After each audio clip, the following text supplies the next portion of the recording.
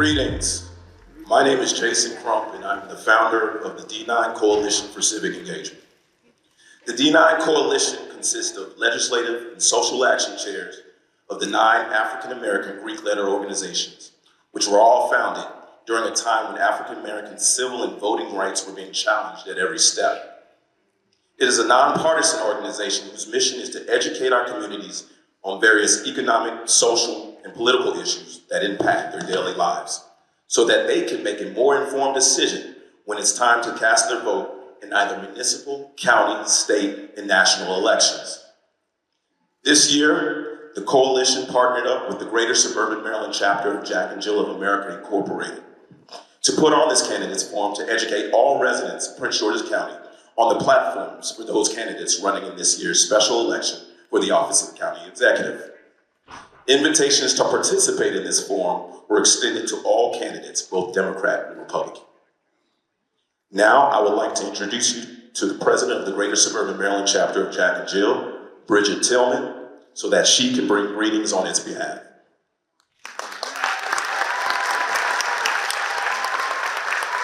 Thank you so very much. Good evening, everyone. My name is Bridget Tillman, and I am the president of the Greater Suburban Maryland chapter of Jack and Jill of America Incorporated.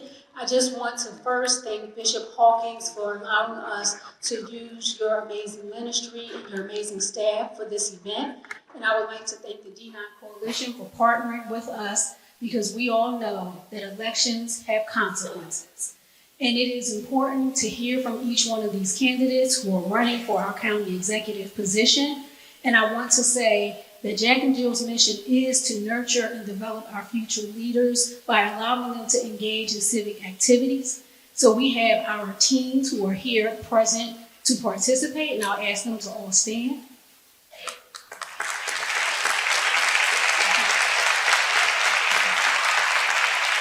These are our future leaders of America, and they are here to participate in this engagement. And I'd like to thank each one of the candidates for being here today as well. Thank you to the community for showing up in person and online. And let's get ready for an amazing forum. Thank you so much.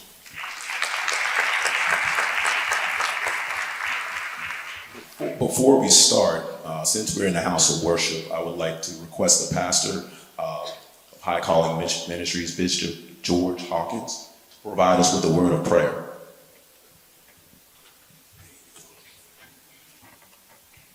Good evening, everyone. My name is George Hawkins, and I have the privilege of serving here as the pastor of High Calling Ministries. We want to welcome you tonight to this wonderful event. But because you are in the house of the Lord, we want to invite God's presence to be in the midst of us. So I'll invite you to bow your heads this evening as we invoke God's presence. Father, we thank you for once again calling your children to your grace. For in times of need, we know we need an anchor. And so we pray now that you would anoint these men and women who have selected to put their hands to the gospel plow and serve and lead this great county. We ask you now that your blessings would be upon us tonight as we inquire and instruct and get frustrated. We pray that everything would be done to your glory and to your honor, and that respect and love would rule to the day, and that we would be people who love you and care for one another. Bless our time that we are assembled in your name. In Jesus' name we pray and we thank you. And God's people say together, amen. Thank you, Pastor. The format of tonight's forum is as follows. There will be 3 rounds. Earlier this evening, candidates pulled 2 numbers from a hat. The first number pulled reflected the order in which they would be asked the question during the first round.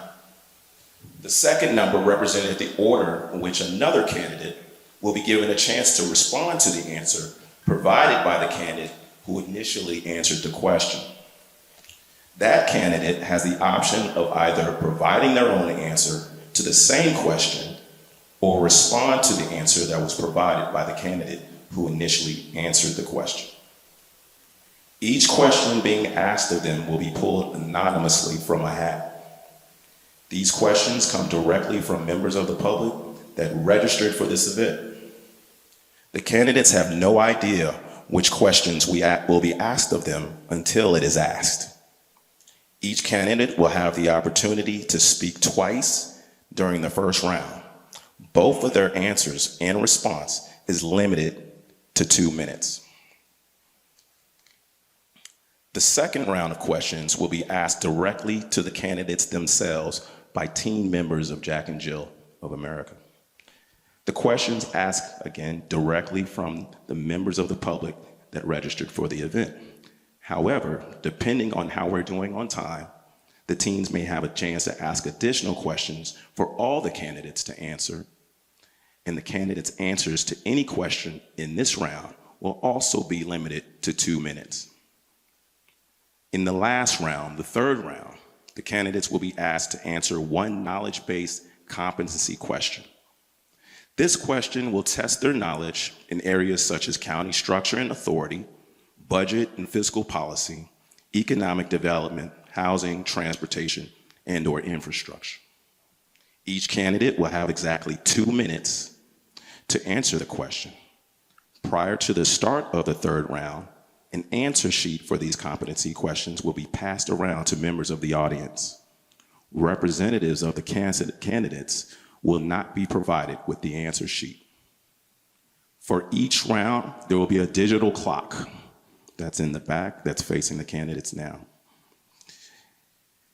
The candidates will have Brother Brandon Kennedy as a guide when there's at least 15 seconds left in their answer. He will raise his hand.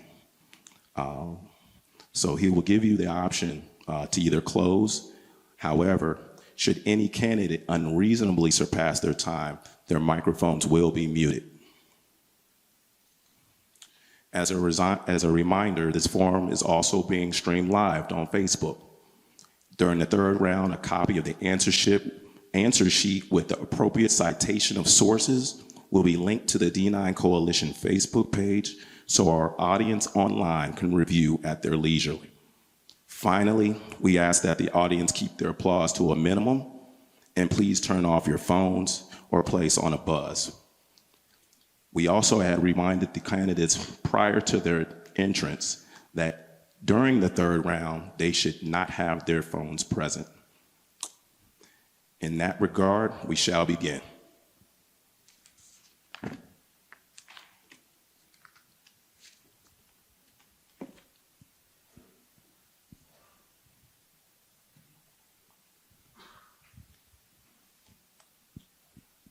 I will be asking the first question. The first person who picked up the number 1 will be answering this question.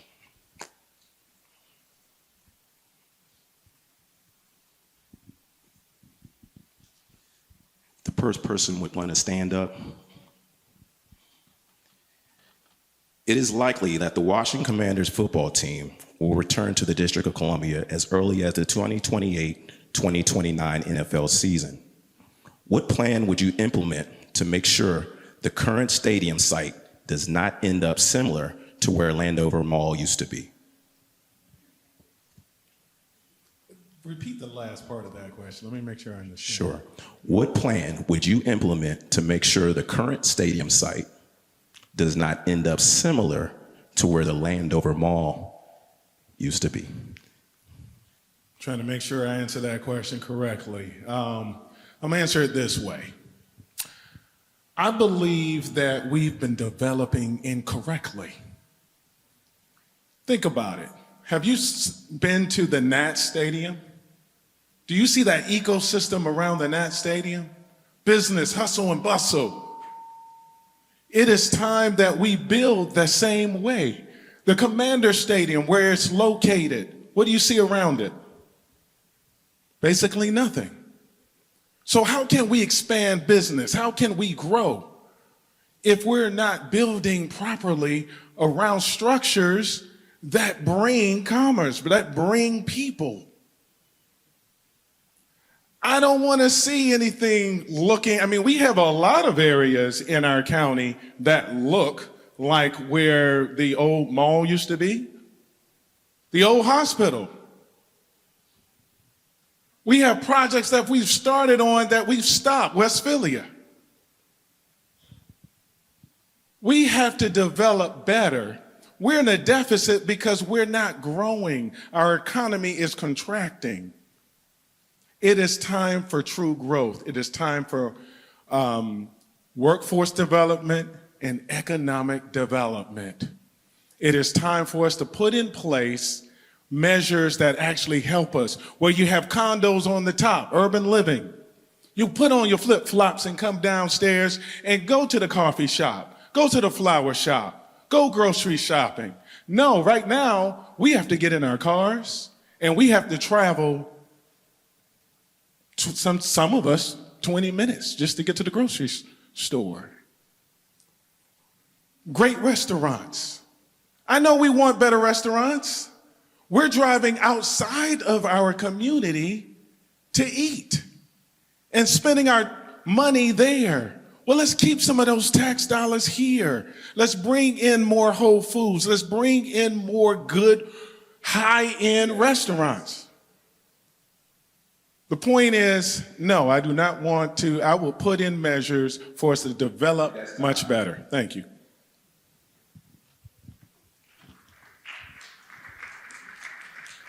Now, the person with the corresponding number, you have an opportunity to answer the same question or respond to the question that was just answered. So who has a number 1? Green.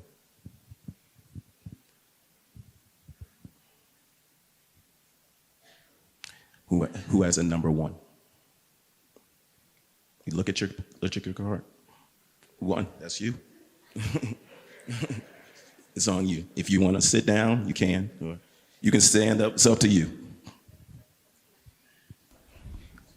I was trying to avoid the question, y'all. This is like Ed Talk. The Washington Commanders, I'm Albert Slocum, County Executive. The Washington Commanders, if they don't invest in our communities, they do not invest into the Impact Fund, and if they do not hire from within our communities. I live actually right around the corner, so I may have a different perspective as far as keeping them here or not. But real talk is that if they go and the people want them to go, then I'm for that. Because at the end of the day, it means that we have to thrive as a community and build our economy one community at a time.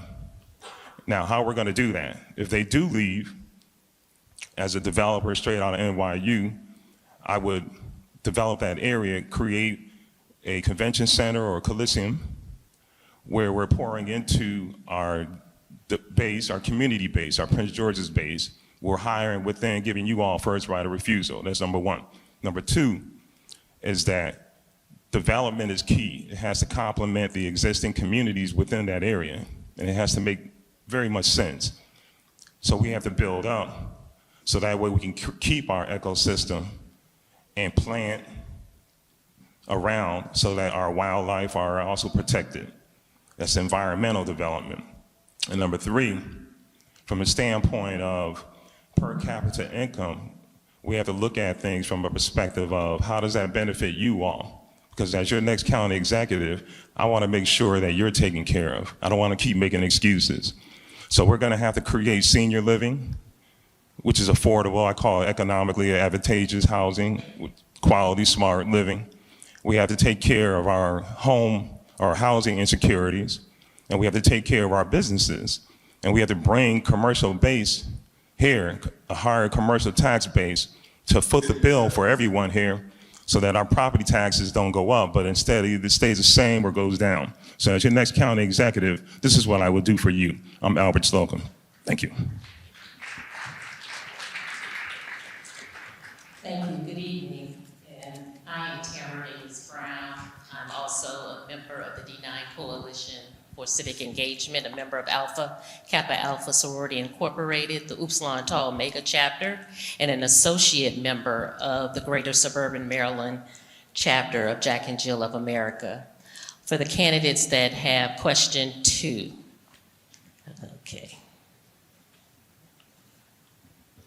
With many veterans living in the county, as county exec, what 2 initiatives would you implement to improve the performance, focus, and outreach of services to the County Office of Veterans Affairs? And the candidates the viewers asked to please state your name before you answer the question. Thank you. George McDermott. Well, our veterans have sacrificed their lives to go out and defend this nation that we've had. Unfortunately, they've all done it, and they're being trampled on right now. I see Veterans Affairs Administration's laid off at least 1,000 people yesterday. They're planning to lay off many more. It all depends on what the corporate government of Trump world is and how many people he's going to lay off as to what it'll affect in the budget of Prince George's County. But our senior citizens, especially those who have been injured in wars, they deserve better. They deserve to be treated as #1 citizens. Mr. McDermott, if you could raise your mic to your face, please. Yes, they deserve to be treated as #1 citizens and to have adequate medical care, adequate dental care, adequate support services to get them to and from hospitals. All of that is in jeopardy right now. The county is basically a corporation. The county executive is the CEO of that corporation, and the county council is the board of directors. We have to, all the citizens have to petition the board of directors to make sure that they address through the proper lines of communication the federal government's shortfall. Thank you.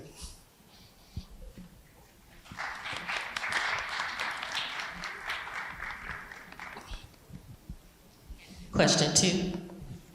Thank you, everyone. I'm Aisha Brayboy, and I'm also a candidate for county executive and a proud member of Sigma Gamma Rho Sorority Incorporated. Thank you. And it's an honor actually to be here with all of the members of the Divine Nine, Jack and Jill, and especially the young people who are here today.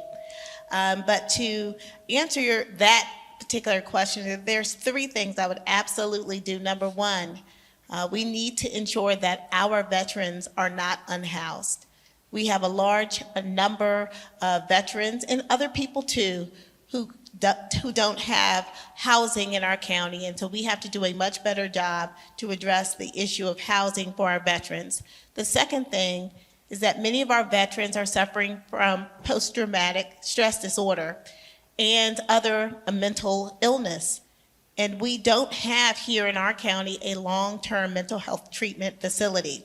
And while we may not be able to fiscally manage that today, our goal, and certainly the goal of my administration, will be to build a long-term mental health treatment facility where people who are good people but are dealing with the stressors of life have a place to go so that they can be safe.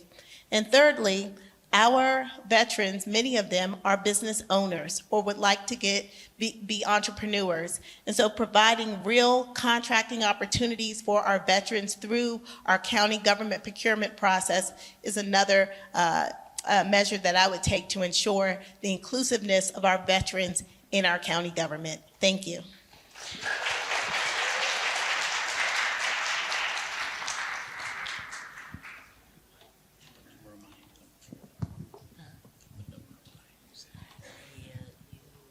Every candidate speaks about the importance of public safety.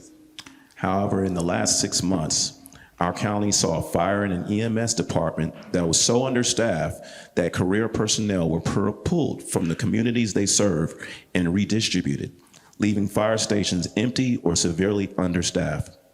As county executive, what is your plan for supporting both our career and volunteer firefighters? And how would you have proposed staffing our fire and EMS so this does not happen again? This was proposed by the coalition to support Prince George's County Fire and EMS. I'm Calvin Hawkins. I'm number 4 on the ballot. I'm also an active dues-paying member of the super chapter Gamma Pi Omega Psi Phi Fraternity Incorporated. That very question has become a part of the county council discussions that I am now a member of the county council. I'm a member at large. As a result of that question, we have held oversight hearings, and 2 things that I would do as your next county executive. First of all, I will remove from our Department of Human Resources the responsibility of recruiting and vetting our public safety officials, because right now it takes 2 years up to 2.5 years from the time someone applies and finish our training. Talking to our professional career firefighters, they're concerned that that is too long. They should have that responsibility among themselves, and I will work with them to ensure that that's happened. Number 2, I will ensure that the money that we have set aside to hire career firefighters, we actually use that and we give them incentive. When we compete with the region, we're in a situation where Fairfax County, Montgomery County, Washington, D.C., and even Anne Arundel County pays their firefighters far more. Their entry pay is far higher than ours. I will make certain that we raise, working with our county council, how much we pay our firefighters at the entry level so they have the funding to compete with our regional partners. And in doing that, we can also increase how we deal with our firefighters. And lastly, I'll ensure that we are putting professional firefighters with career firefighters in our stations around the county so there's an equitable opportunity for each citizen to get the services they need, whether they live in our older communities, newer communities, rural communities, and that's the challenge we face with our fire department. And as your next county executive, I will resolve it.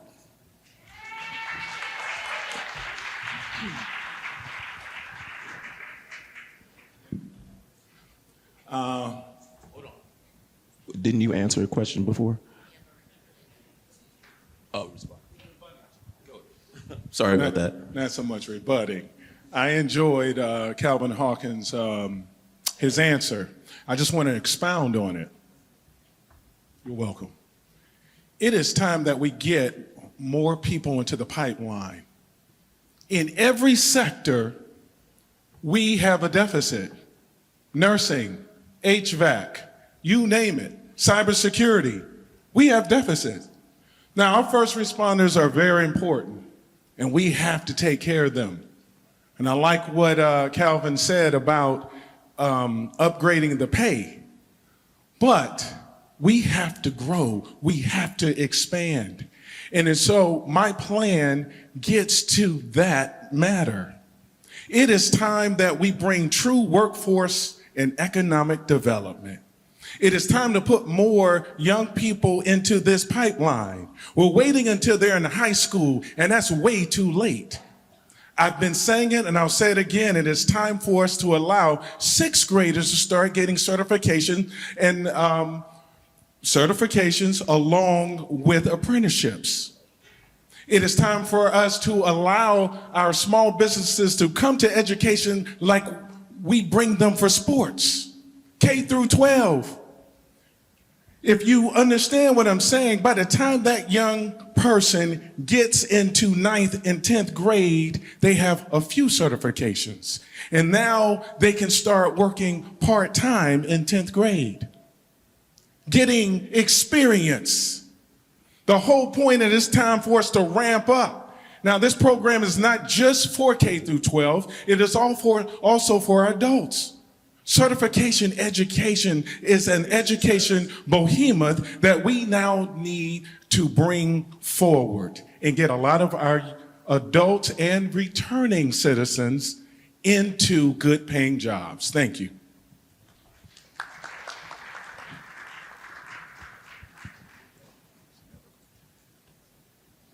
candidates with the number 4. With the upsurge in townhome development, what, if any, plans would you implement for infrastructure improvements, including school renovations and/or construction and road improvements to handle the increased population in the county? Thank you for that question.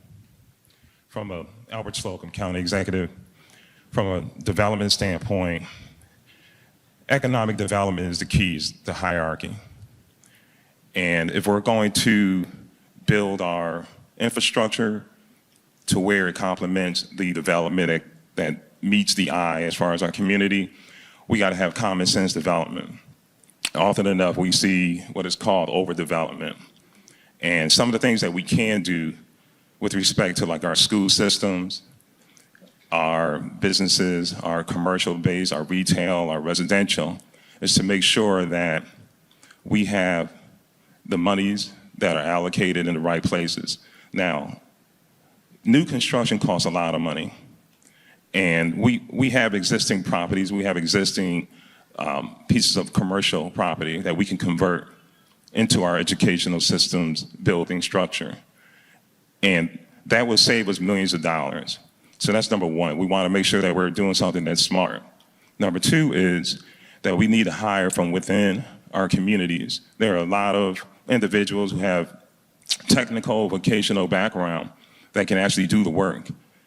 And their labor, our workforce development, can add value because they're getting paid high dollars and they can recirculate that into our communities.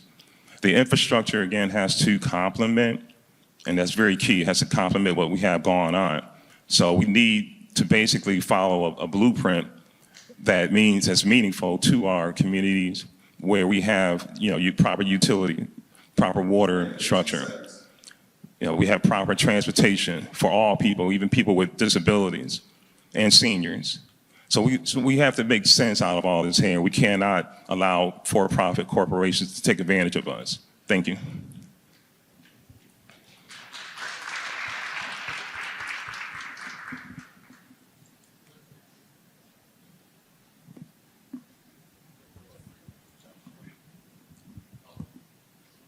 You're going to have to speak in the mic.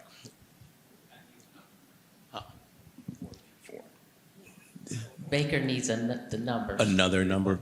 Okay. Dina Smith? Okay, you're actually 9 for the first round. Okay. And so who is number 5? Oh, is it number 4? We're on number 4. 4, I'm sorry. The second round of number 4. Well, infrastructure is getting more expensive every day. You might not realize it, but the water's main that broke over in Capitol Heights the other day, it's probably going to cost over $500,000 minimum. So we have to invest to keep this from happening in the future. We have to make sure that the resources that we have are used responsibly. This is a Park and Planning Commission. This also infects the WSSC, which is a private corporation, which we all pay taxes into. Just like our road infrastructure, we all pay taxes into that. And we need to make sure that the county executive, whoever he is, make sure that these roads are taken care of and maintained so that they don't get so far out of control that we have to, instead of fixing a small problem, repair a major problem. The amount of money that it takes today to do almost anything has doubled in the last 4 or 5 years. The cost of materials has doubled. The only thing that hasn't doubled is corporate fraud and the collecting taxes on corporations that owe taxes and make the wealthy pay their share of the funds that needed to keep this infrastructure proper. We need responsible leadership, and 15 seconds. Everybody in this room has a duty to make sure that the CEO, when he's elected or she's elected, that they have a plan in place to address this actions. Thank you.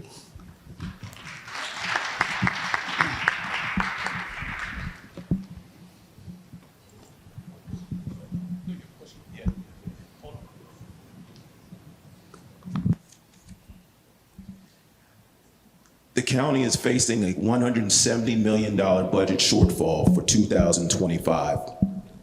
Last year, the council passed a $5.5 billion budget that has increased county funding for public safety, education, and economic development. Over 62% of their budget is allocated to education. Do you agree with this allocation? And if so, how do you foresee maintaining this allocation given the lack of revenue that the county can anticipate on not receiving over the upcoming years? Hello, everybody. Can you all hear me? My name is Alonzo Washington. I'm a state senator and now candidate for county executive. Before this, I was a state delegate for over a decade. And also, I just celebrated my 19th year as a member of the Alpha Phi Alpha Fraternity Incorporated. Yeah, you can go ahead, brothers. And so just to answer the question, you know, the reason we're here at about $170 million in a deficit is because we overspent. For so many times we've passed legislation after legislation, creating more programming that wasn't comprehensive in solving the issues of everyday Prince Georgians. That's the problem here in our county. We're overspending too much. For the last 12 years, I've overseen from a $40 billion budget to now a $65 billion budget in the state. When I first worked on the county council, we had only about a $1.5 billion budget. Now, 20 years later, we're at $5 billion, and your services have not changed. You've received the same services that you did 20 years ago. The same policing that you received 20 years ago. What I propose as your next county executive to ensure that you receive the services that you need is to make sure that we have more community policing on our streets, ensure we have a high quality education system here in Prince George's County, because we know over the last few years, we've only seen incremental change in our school system. Right now, our governor wants to cut almost $300 million from education here in the state. Under my leadership, I will fight hard to make sure we maintain that, because that comes back to the county and how we have to make sure we protect the funding to our school system. Number one issue in our county is our education system, and number two is public safety, and I'll ensure that we make sure that both of them are taken care of under the next budget. Thank you.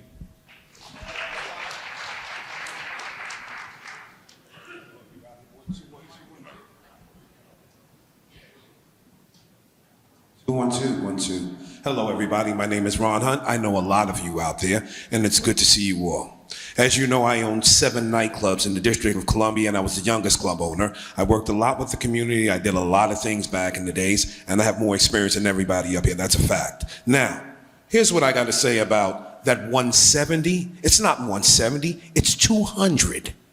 Now, isn't it funny how everybody's come up here? We need to do this, and we have to do that. Here goes facts. Stop spending money. We have 4,500 buildings. Does anybody here know what 4,500 is? 4,500 buildings that already has the infrastructure in it. That means heat, electric, and water. We make them brand new for a fraction of the price. We'll get money. We'll get paid. Don't you understand? The more you build, the more the taxes go up. The more we fix, refurbish, and make brand new, we win. I know how to make money. As a lot of you know, I've made a lot of money. And look at how I dress. That's how I keep my money. Now, whatever you want to say, you can say about Ron Hunt, but Ron Hunt has been a success, and I've never been less than #1 in the history of me being in Washington, D.C. Whether it was a disc jockey back in the 80s, whether it was a #1 club owner, and right now, I own a ferry boat business in St. Martin. I also own a company in India, and I have a company right here. I feel so good about myself. So now, I'm not cracking any jokes, because I'm tired of hearing these politicians get up here lying to you. You know what's so bad about this? Here's what they do. I'm gonna lower your property tax. Liar. I'm gonna lower your property tax. Liar. You got 15 seconds. I know what I thought I got 58 seconds left. Now don't look at that. Why? Because I said so. You wasting time right now. Why? Okay, I'm 52 seconds. All I'm trying to say to you is, I'm telling the truth. At some point, you have to realize what's happening here. I don't get 2 minutes? Why don't I get 2 minutes? Explain that to me. You already had 2 minutes, and that's the final word right there. Move on. You saw what I saw. Okay, no problem. The truth. Much love for y'all. The truth. You saw that? Did you see that? You saw that. Before we go to the next question, if you have an empty seat next to you or a coat that's sitting next to your seat, please raise your hand so that people that want to be seated can find empty seats. There are also some seats behind both of the moderator section, both of the moderator sections behind me and behind Mr. Crump.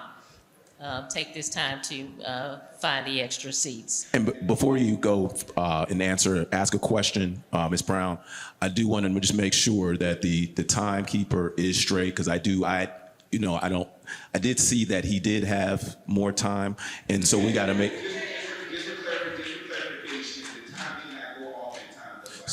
Oh, okay, but just in all fairness, just give a signal or have somebody let me know, because we want to treat everybody equally. So I do apologize.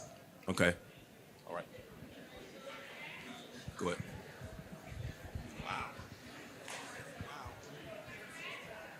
No problem.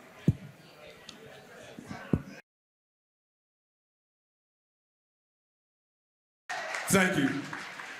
No disrespect. Here's the deal, and I'm gonna finish this up real fast. I am successful because of all of you. And if you remember, fraternities and sororities, I didn't care who you were, you made a lot of money on me because I made sure you did. I think outside the box, and when you left my office, you were like, I love Ron Hunt. Now, I'm promising you, no property taxes will be lowered. They are lying to you. Oh, I'm gonna do this for you. No, they won't. They are lying. If you have 4,500 buildings and we do the infrastructure, that means we have to pay a fraction of the price. You know how much money we're saving? 10 seconds. The blue point, or whatever they're calling it this week, you know what? $1.6 billion, 4 years from now, $4.1 billion, when we can pay a fraction of the cost to get the same thing done.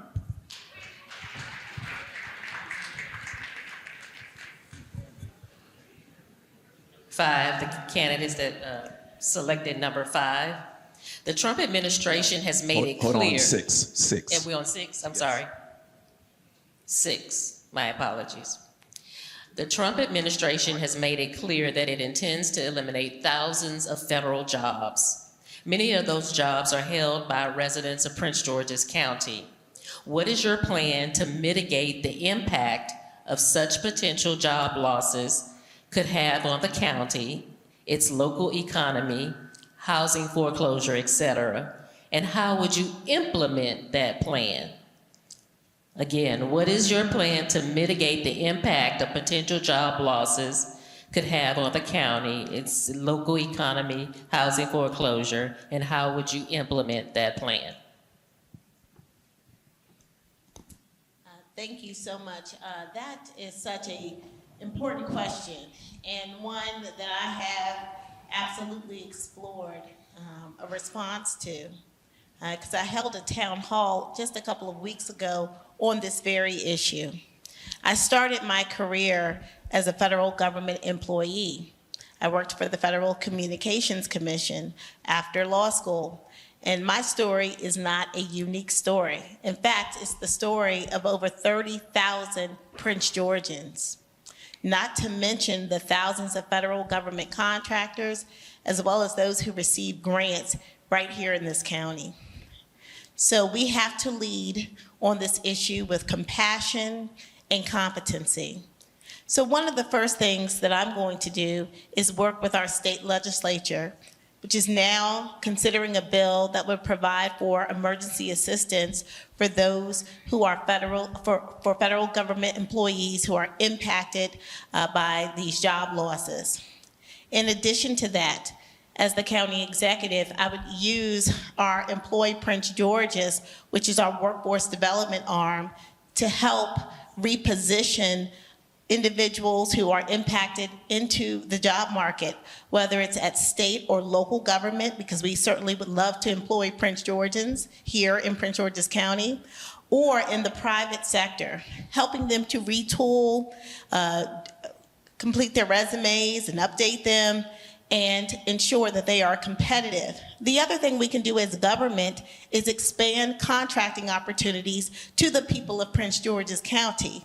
And I have said that it is good business to do business with the people here in Prince George's County. So many of our federal contractors can't get a job or a business here in the county. When I am the county executive, that will come to an end. Thank you.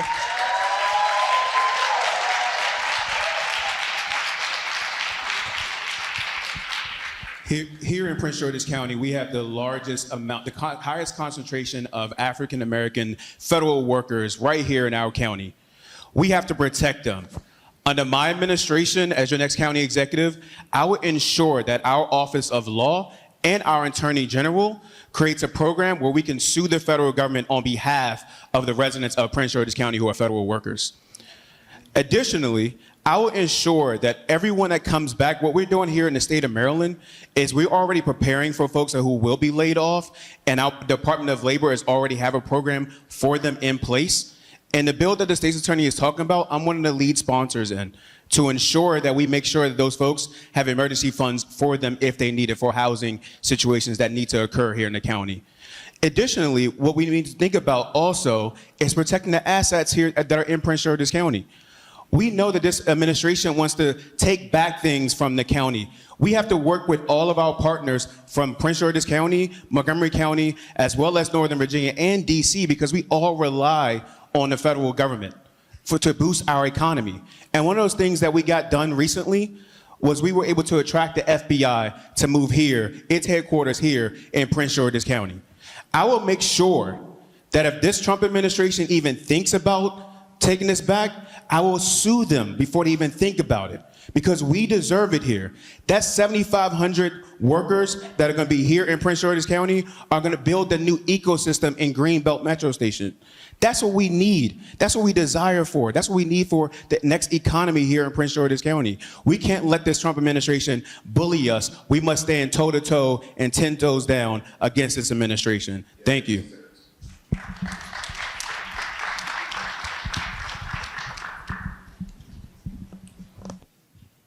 Property taxes have always been a thorn in the side of Prince George's County homeowners.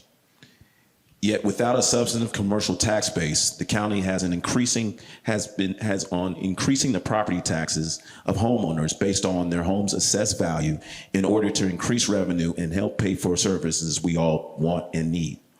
If you are elected as county executive, what would you propose to help reduce or cap property taxes, and how would you implement this plan? Good evening to you all. I'm Tanya Sweat, and thank you for that question. Property taxes is a big issue in the county, and we have two problems we have to deal with. First, in our county charter, we have this thing called taxpayer relief in Maryland. That was voted in by the voters. There's nothing our government can do about it unless the voters take it away. Now, this is the interesting thing I want you to know about that thing we call TRIM. We are the only county in the state of Maryland that has that in our charter. My question is, if TRIM is so great, why didn't the other counties adopt it? So as voters, we have to think about how we want to adjust our tax ordinances so that you then authorize your county executive and, more importantly, your county council to address the tax rate imposed on our real estate. The other thing we have to think about is our state law. Right now, we have an elderly tax credit that has been passed twice, and it will never work because of TRIM and because of our state law. State maximizes the amount of credit you can get on your property to 20%. The acting county executive suspended the implementation of the elderly tax credit because it was recognized we can't get it to work. As your county executive, I will advocate at the state level to do something with our state tax laws such that we here in the county have more flexibility to relieve the tax burden on our homeowners. Along with that, I will work to bring in industry that will provide jobs, and I will fight to keep the commanders and build a sports and entertainment center around them to attract tourism so we can help relieve our tax burden.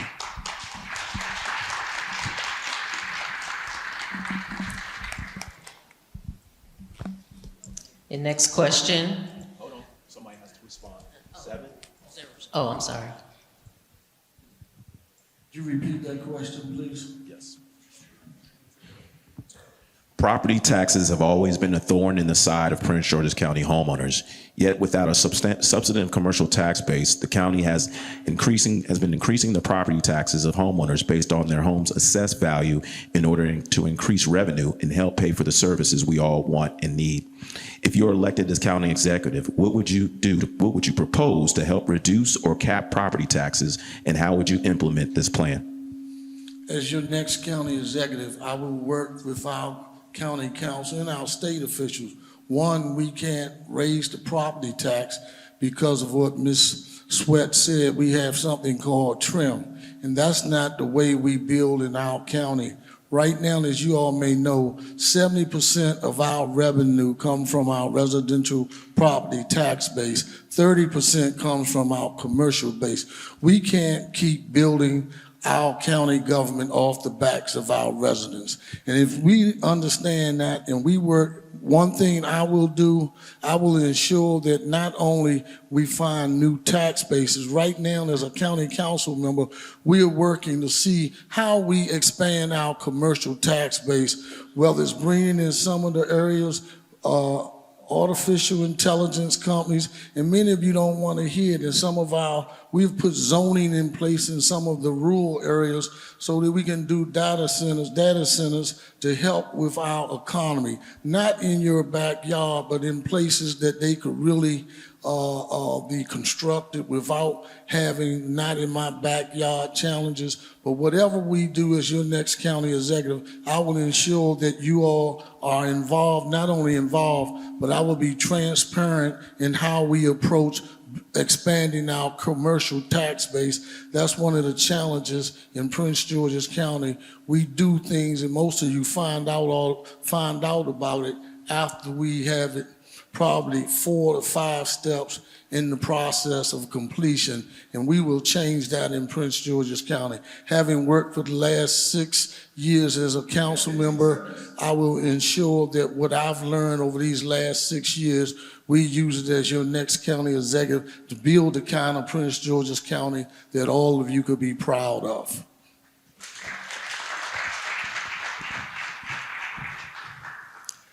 The next question, I believe we're on 8, right?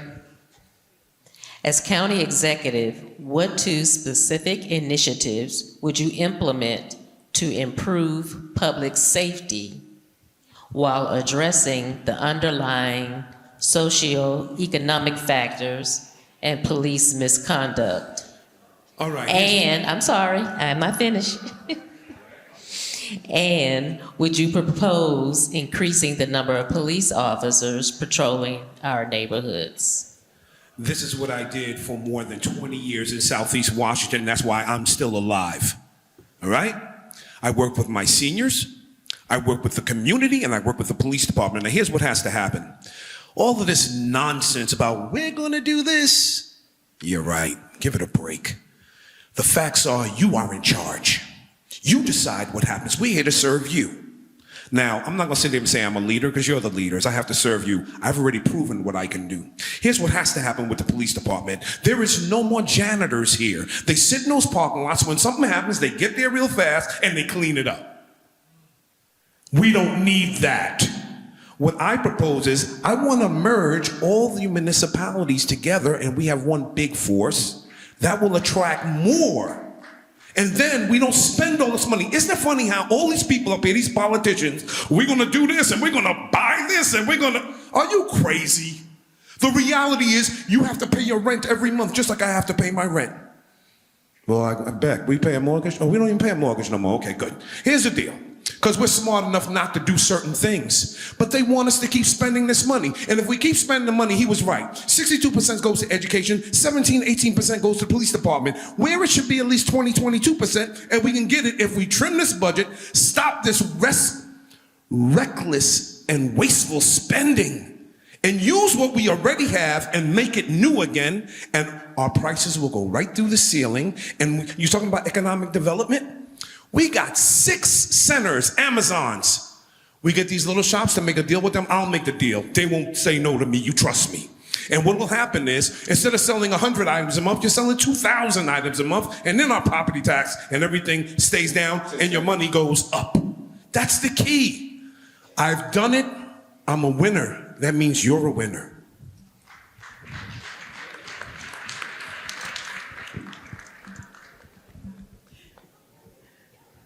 Again, I'm Tanya Sweat. 2 initiatives to improve public safety. Public safety is, in my mind, 2 things. It's our police department and it's our fire service. So let's talk first about the police department. Right now, we have a shortage of about 400 or so police officers in our department. We have to recruit new officers, but this is the challenge. 85% of our current staff don't live in the county. We've got to prepare us because no one can police us better than us. We have to prepare our young people and encourage them despite the culture post George Floyd, post all of the police brutality. We've got to encourage our young people to want to serve again in law enforcement. Police protect and serve. They don't kill people. We've got to get back to that. I will also introduce part-time policing because there are some retired police officers. There are new residents here in the county who've been police elsewhere that may want to serve. I welcome you to come help us out part-time. Our firefighters, we're short there too. 70% of them live outside the county.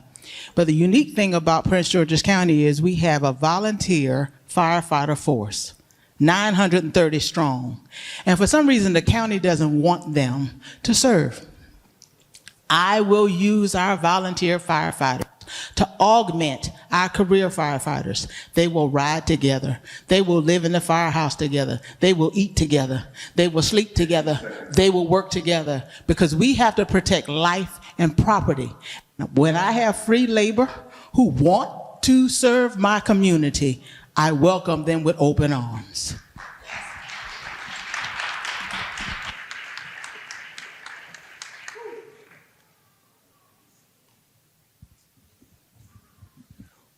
Rushern Baker, you get the last question. However, you because you came late, if we couldn't do the number system the same way, we would have to spend time trying to reorganize who got the numbers. So I'm going to give you 3 minutes to answer this question.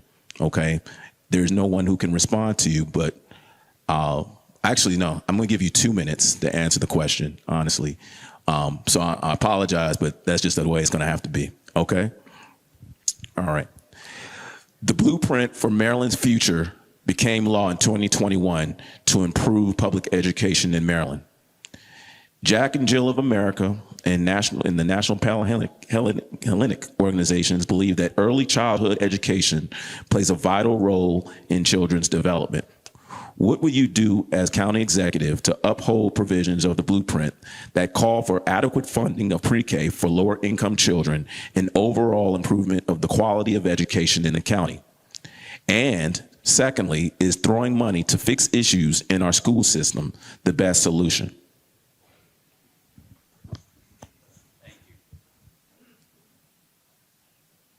Hello? Okay. Thank you, and thank you for letting me answer that question. I will turn into a popsicle over here. It's cold. Rushern Baker, Omega Psi Phi Fraternity Incorporated, number 7 on my line, Alpha Chapter. Good to be here. Before I get to the question, let me just say this.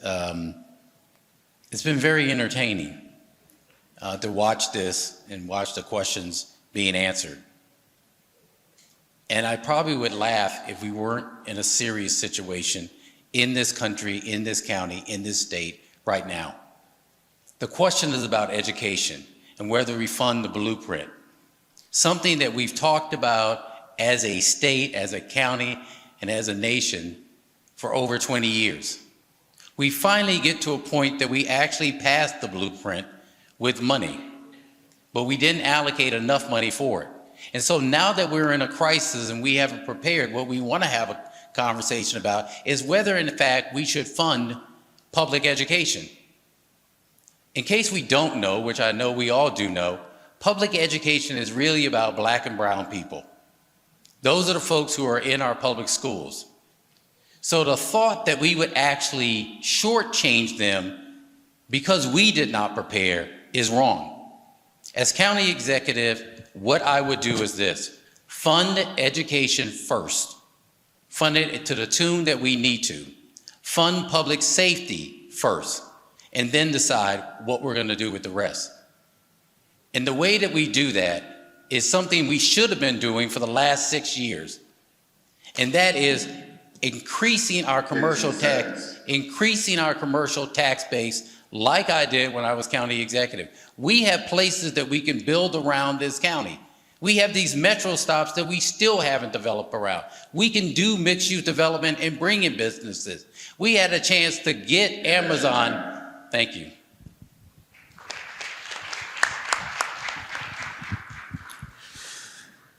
Now we'll be going to our second round, and these questions are directed to the candidates themselves.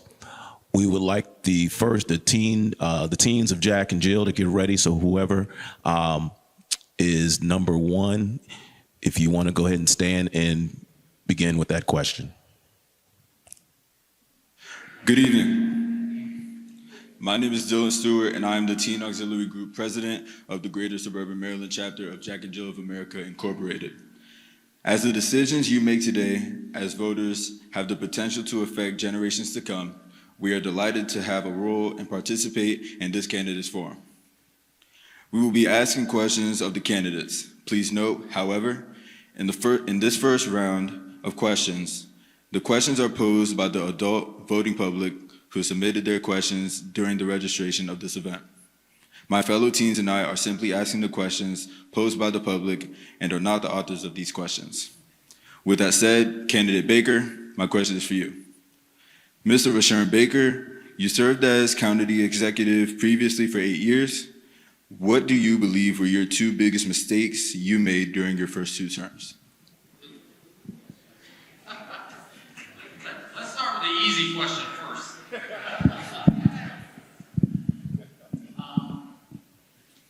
I think the 2 biggest mistakes that I made as county executive had to do with how to actually be county executive. You know, unless you've actually been in this position, you don't know that it actually takes you about 9 months to learn how to be county executive. And the reason I bring that up is probably the first mistake I made was I proposed this bill, or that we do our Economic Development Incentive Fund, because the county was facing a $150 million budget deficit.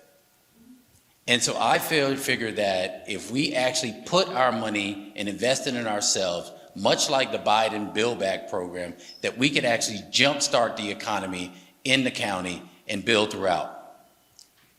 And so when I came up with this, what I call the brilliant idea, I actually just sent it down to the council without actually including the council in it. And so immediately there was pushback. And so what I learned in that period was, if we're gonna move forward, it takes collaboration. It takes all of us working together. So that's one. The second thing, and many people talk about this, yes, in fact, there is a way that you can raise the property taxes in Prince George's County. The legislature has mandated or has given us the ability to raise it. And so during my time as county executive, we actually raised it by 4 cents. I wanted to put 15 more cents into, or 15% into our schools. That money would go directly to schools. 15 seconds. Yes, that money would go directly to schools. But when I introduced this bill, to the council, once again, it was not collaboration. But so I learned from that. We got it passed, but we didn't get it passed to the amount that I wanted. If we had, we'd be able to fund our schools better. Thank you.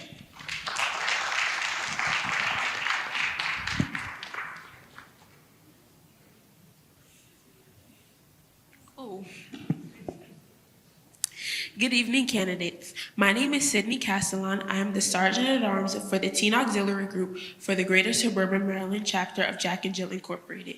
Candidate Braveboy, my question is for you. The county saw a rash of carjackings by juveniles and juvenile delinquencies in your current position as state attorney, as county executive, what will you do to improve the safety of the county in our schools and how delinquent juveniles be brought to justice? That's a wonderful question. And let me just share with you that crime is down in Prince George's County. During the pandemic, which many of you experienced as younger children, we saw an increase of crime everywhere across this country. The impacts of the pandemic did not exclude anyone, including Prince George's County. But guess what we did? We said, we got to step up to the challenge. We saw an increase in carjackings, and my office put forth a carjacking task force, which included county police, state police, our municipal police departments. Many of those chiefs are here tonight supporting me, because what they saw was an effort, a strategy, and results. Today, as we stand, carjacking is down over 59% in Prince George's County. You probably haven't even heard about a carjacking incident recently.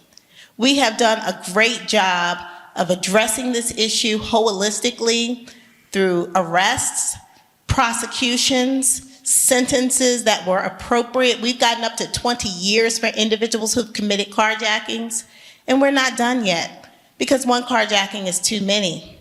But we have worked together. We've unified our efforts as law enforcement along with the community to make a difference. And with respect to your schools are sacred places. And what we have to do is, You have 15 seconds. of course, what we have to do is to be transparent. Sometimes our schools don't report crimes to us. We can't be afraid of the truth because our children deserve to be educated in safe places. Thank you so much for your question. Thank you.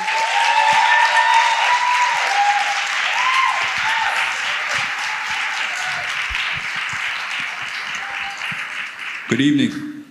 My name is Reese Pickett. I'm the treasurer of the Teen Auxiliary Group for the Greater Suburban Maryland chapter of Jack and Jill of America Incorporated. Candidate Marcellus Cruz, my question is for you. How would you bring your experience as a business owner to attract, manage, and maintain affordable housing to PGCP, to Prince George's County that does not involve cookie-cutter townhomes in areas of the county whose infrastructures does not support it? Thank you for the question. I believe it's time for change.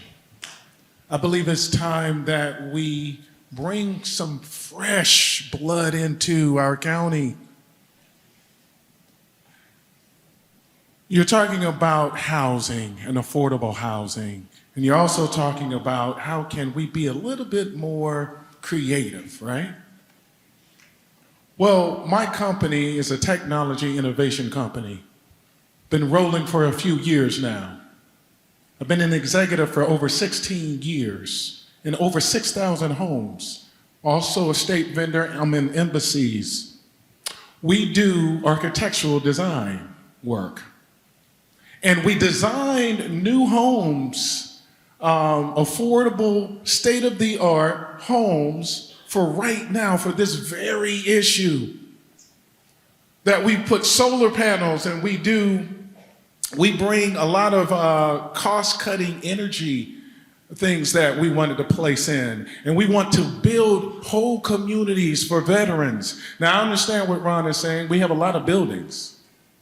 I get that and I respect that. And I think we have to use those buildings.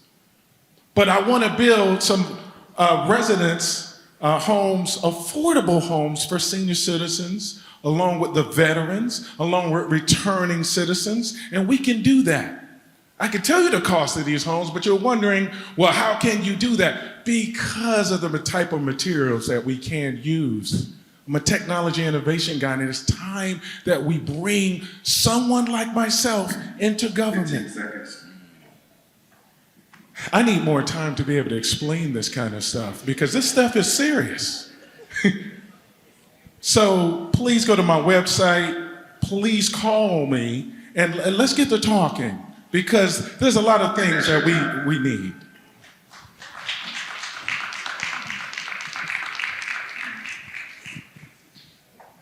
Good afternoon. My name is Gabrielle Clavel, and I serve as the Teen Corresponding Secretary for the Greater Suburban Maryland Chapter of Jack and Jill America Incorporated. Candidate Hawkins, my question is for you. What would you do differently as county executive to bring sustainable economic development that the council has not been able to achieve while you were an at-large member, and how would you work with a divided council? I am the bridge builder on our county council. If you look at all the legislation we have been able to pass, as you say, as a divided council, it's been a result of my leadership. 2 years in my 6 years as a county council member, I served as chair of the county council. And I'm one of the few council chairs in the history of the county council that never lost one legislative initiative. As the next county executive, what I've learned from that experience, communication. One of the challenges with the leadership on our county council and our county executive is there's no real significant, consistent communication. What we have different views on how to approach things, and I believe the next county executive, which will be me, has a responsibility to immediately, as I'm doing now, to work with our county council, because the current county council has to understand some of the legislative decisions we have made are decisions that move our economic development platform further away from reality, because in all fairness, I can share with you, I have been in a minority on some of those decisions, but I'm still a member of the county council, and I take responsibility for our failures. Many people think it's the Department of Permits, Inspection, and Enforcement that's creating the challenge with our ability to develop and expand our economic development platform. They are part of it, but the biggest challenge is our county council and our inability to pass legislation that will further the opportunity for us to build our tax base. So I appreciate that question, but as the next county executive and what I've learned as a council member, you have to communicate. It's like what Mr. Baker said, you can't move forward if you don't communicate, because it's a two-party government, and I need them and they need me. So thanks for the question. Thank you.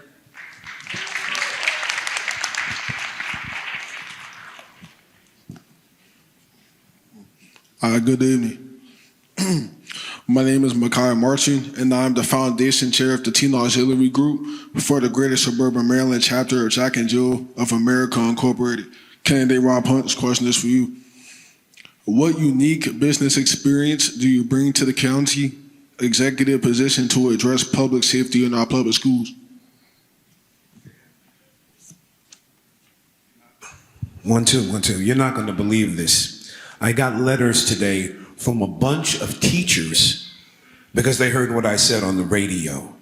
I said, if you assault a teacher, I'm going to put your behind in jail. That means you're going to you're going to spend the night in jail, and your parents can pick you up in the morning. Because you're going to know what it is to be on a cold toilet seat and a rock-hard bed in a 7x7, so you can think about putting your hands on a teacher. Then you're suspended from school. If your parents are smart behinds and they say they're not going to be in jail, then you're expelled from school. And if you don't go to school, I'm gonna get your parents. You can't afford to go to a private school, or you shouldn't have been in public school. So you're gonna act accordingly. Now let me tell you something else. I am not a politician, nor do I ever want to be one. Trust me. I tell you the truth and you don't have to like me. But one thing for a fact, if I am county executive, the first 30 days you will see a difference. I will have a meeting on this side of Prince George's County, all the way on the end of Prince George's County, on that side and that side, once a month. So you will be fully informed of what's going on in your area, the crime stats and everything, like I did in Southeast Washington, D.C., and it works. More community policing, because when I come to these places, because I'm personally coming, and I'm bringing the chief of police with me, and yes, I will make sure they do what they're supposed to do. All of you, a lot of you really know me. You know I'm not lying. These people come up there and say, we need to do this. I'm not saying, I'm telling you what I'm gonna do. I'm guaranteeing it. I'm tired of the nonsense and I'm passionate. Don't you see? This is not about money for me. I have money, I'm good. You understand? I did this because I watched somebody robbing a store. Go to RonHuntForPGCounty.com this Saturday at 6 o'clock. I'm gonna be on that TV screen. I'm answering every question. RonHuntForPGCounty.com, 6 p.m. Saturday, and you'll see me. I'll have a different V-neck on. Thank you. I ain't got no time for this. Good evening. My name is Andrew Armstrong. I'm the Legislative Committee Chair of the Teen Auxiliary Group for the Greater Suburban Maryland Chapter of Jack and Jill of America, Incorporated. Candidate McDermott, my question is for you. How will you address the needs of constituents who may not have the same ideology as you? What is your vision for the county? Did you say that again? I didn't hear. How will you address the needs of constituents who may not have the same ideology as you? What is your vision for the county? Well, I've been in this county for 80 years. Okay? I was born and raised here. I've created businesses here. My vision for Prince George's County is in the room in there. I've put forth every effort I could to make Prince George's County a equitable county where everybody in it shares in its wealth. Unfortunately, back in the 80s, 90s, it was a racist county. Most of those people moved out of the county. I built businesses in areas that people didn't like, and I suffered for it. But the county is a corporation. You are going to elect a head of the corporation who is going to delegate his authority amongst the board of directors, which is the county council. You have to examine each candidate as what the qualifications are. I've got a history. Anybody can look it up at georgemcdermott.com or secretjustice.com, because I believe the biggest problem we have in this county and throughout the state of Maryland is the corruption in our state's attorney's office and our county attorney's office. They will not prosecute anybody for white-collar crime. They will not prosecute a victim of foreclosure fraud. They will not prosecute somebody for a victim of elder care theft or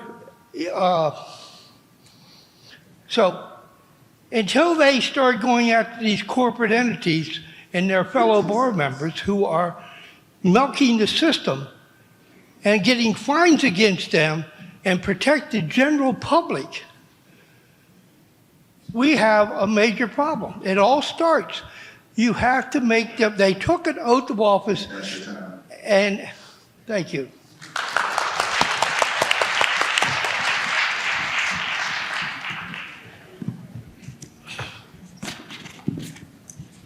Good evening.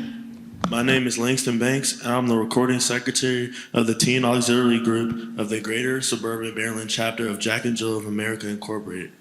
Candidate Slocum, my question is for you. Do you believe that the county's property tax rate should be raised, lowered, or remain the same? What would you do as county executive to raise revenue for services in the county, given that so many of its revenue sources will be impacted by the lack of foreseeable federal funding, reduction in home sales, and rising inflation? Great question, great question. I'm Albert Slocum, running for county executive. I want to give a shout out to my illustrious Noops brothers, Kappa Alpha Psi Fraternity Incorporated. Yo, yo. All right.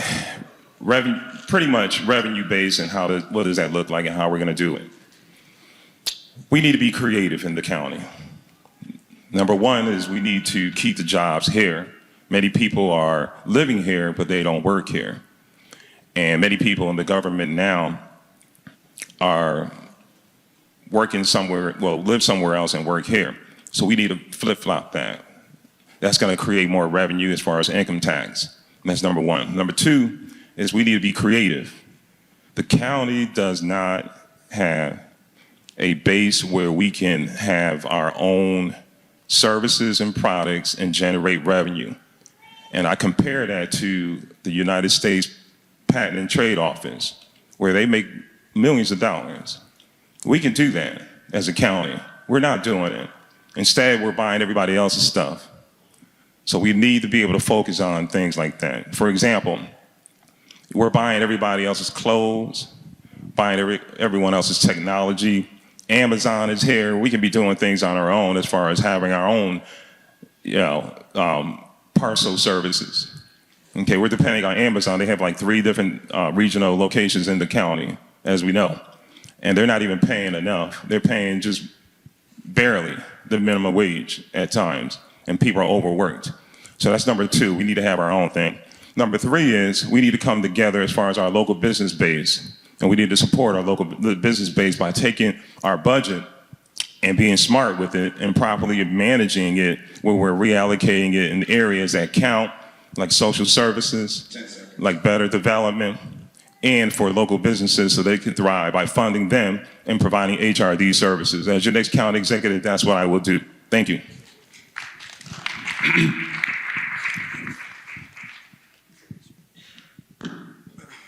All right, good evening. My name is Jaden Abraham, and I am the Teen Conference Committee Chair of the Teen Auxiliary Group for Greater Suburban Maryland Chapter of Jack and Jill. Candidate Sweat, this question is for you. Many new businesses and homeowners in the county have complained about the amount of time it takes for the Department of Permits and Inspection to issue licenses and permits so that construction projects are completed in a reasonable amount of time. Should you be elected as county executive, how would you address these complaints, and what measures would you take to ensure that this is no longer a problem? Thank you, sir, for that question. DPI is a big problem. The Department of Permitting, Inspections, and Enforcement. First and foremost, we need to make sure we have qualified and certified individuals working in DPI to do the job. That is a big problem right now as to why it takes so long to get our permits out of there. We don't have enough engineers in DPI. We don't have enough certified health inspectors in DPI. And I've spoken to engineers who do not work for the county who've reported that to me because they've challenged some of the stuff that comes out of that office. When your government is less qualified than the private sector, we can't keep up. So we've got to hire qualified individuals. And for those who are there, we got to make sure they're trained to do the job. And we can get that training through our unions and labor organizations in the county. They're willing to help us. We also have to make sure our inspectors do the job so that we don't end up hurting someone. We've had our citizens injured because of lax inspections in our buildings. I just saw on social media, we've had buildings fall apart, new buildings fall apart in the recent weather because our inspectors are not catching the weaknesses in construction. And then we got to enforce the law. So when developers and construction workers don't do what they're supposed to do, somebody needs to get fined. Somebody has to pay. And as your county executive, it's my job to make sure that happens.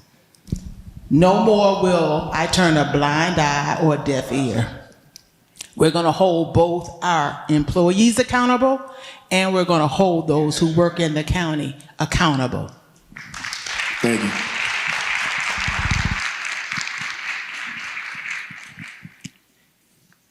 Good evening. My name is Mikhail Hines. I am the Community Service Committee Chair of the Teen Auxiliary Group of Greater Suburban Maryland of Jack and Jill America. Candidate Washington, my question is for you. What will you do what is your strategy to eliminate food desert in the county along with attracting fine dining restaurants and high-end realtor development for the county? Thank you for the question. I was hoping the last question was for me. I've been talking about DPI for a long time and how we need to reform DPI. And that's part of the question, actually. So I'm glad you asked it because, you know, in my district in Hyattsville, we've seen, hello? Can you guys hear me? We've seen the largest growth, economic growth and activity in our county over the last in our area over the last decade. And that's not because of DPI moving permitting quicker. We have restaurants there that everybody needs to have around the county. We have the first Whole Foods in my district in the county. I know what it takes to build real economic development and high-end development here in the county. One of my constituents told me that she was going to use her life savings to build a new restaurant here in Prince George's County. But instead, she went through the DPI process and the permitting process, and she was held up for almost, there we go, thank you. She was held up for almost a year. And then she's paused and moved to Montgomery County and opened up a business. It took her 3 months to go through the permitting process. We can no longer allow business to leave Prince George's County of investors that want to invest here in the county. We have to make it easier for small businesses. We got to remove the red tape from them. We got to break up the bureaucracy that is DPI. Under my leadership, there won't be a hole left in the ground for the commanders when the commanders leave. We're going to properly plan that development to make sure it's economic development, it's a mixed-use economic development activity in that area. We have so much at stake here in the county right now, which is why I'm running. We're resource rich, but strategy poor. Under my leadership, I will ensure that we have technology jobs that are here. In Prince George's County, we have 6,000 jobs right now in the county that are available. But our students that graduate from our high schools are not prepared for those jobs. I want to make sure that we build economic activity around our economic centers because it's important, and we got to do that by supporting small businesses through workforce development as well. Thank you for the questions, young man. Mr. Crump, I think we have a little bit more time to ask all of the candidates 2 questions that the teams did come up with themselves. As they told you in their introduction, all of the questions have come from you, the audience, when you registered. So at this time, we're going to ask the teams that have asked questions that are responsible for round 3 to start to distribute those question and answers. Only 2, and listen closely, if you have on a candidate's t-shirt, you're working with the candidate's campaign, please do not take the question and answers that the teens are about to pass out. At this point, I'm going to ask, is it Ellis to come forward? And the question he's going to ask is for all of the candidates. And before, we want to just remind the candidates to, if you do have a cell phone, please put it away just for this round. This is the last round. Thank you. So we'll start with Mr. Baker first, and we'll go in alphabetical order, but all of you are answering the same question at this time. Good evening. My name is Ellis King. I am the Tellers Committee Chair of the Teen Auxiliary Group of Jack and Jill, Greater Suburban Maryland Chapter. My question is, what is your plan to provide safe spaces for teens to participate in social, recreational, and cultural activities? Thank you. It's a great question. There are a couple of ways I think we should provide that safe space. One, we should be safe throughout the county, any place you go to. not just have a safe space. The county needs to be safe itself. So whether you're at National Harbor or whether you're in Park and Planning or any of those places, we need to make sure that they're safe. We're driving through the county. And so that's the first thing. The second thing is there are activities that we want to make sure that we do for our young people. Supporting our girls and boys clubs, supporting programs through Park and Planning, and supporting programs that are in our cities and in our towns throughout. So we want to support that.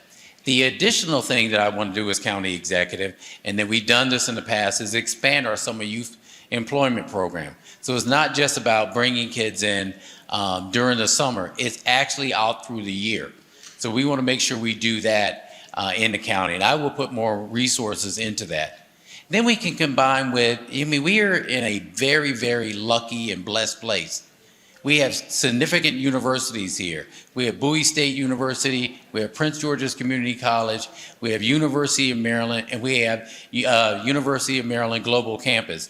All of those should be places where our kids can go to, learn, and be safe in.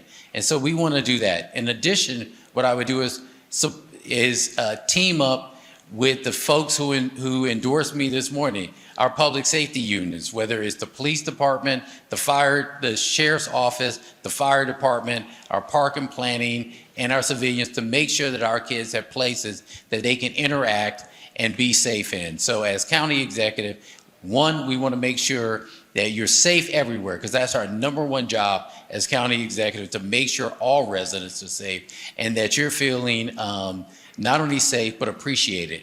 And I would do that as county executive. Thank you.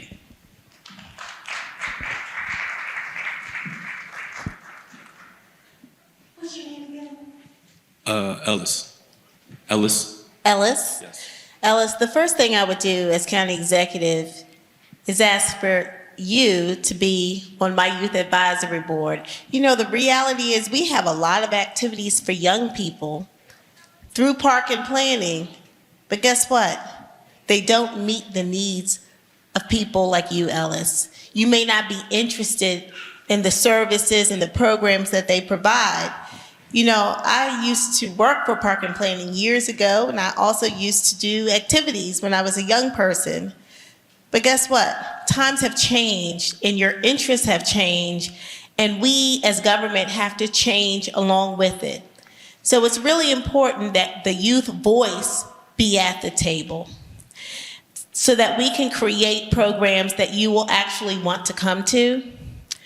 We will also fund our Boys and Girls Clubs. They are really amazing resources in our community. And many of you who are in Divine Nine organizations, you have youth leagues, you have groups that you work with directly. And guess what? You have not been supported like you need to be supported by county government. When I am your county executive, I will support you because I understand the impacts that you make in the lives of young people who you touch. And you can touch more young people if the county government partnered with you to provide those resources. Last year in my office alone, I employed 60 young people throughout the year in my office to give them an opportunity to see what the justice system looks like. And so many of those young people are now interested in the law or just interested in a profession. They want to work. They want to contribute to our community because we gave them an opportunity. So thank you so much, Ellis, for your question. I hope that you and I can work together. Thank you.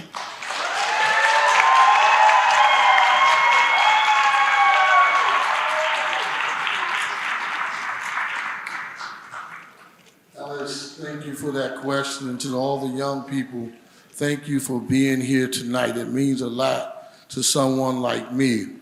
As a county council member, watched how our former county executive had this youth initiative program. I have 3 young people who have worked in my office doing it since each for the last 3 years. Each summer youth that has worked in my office, I've kept them on as they go through their high school experience so that they have a little funding, and they're all underserved, underprivileged kids, if I may say.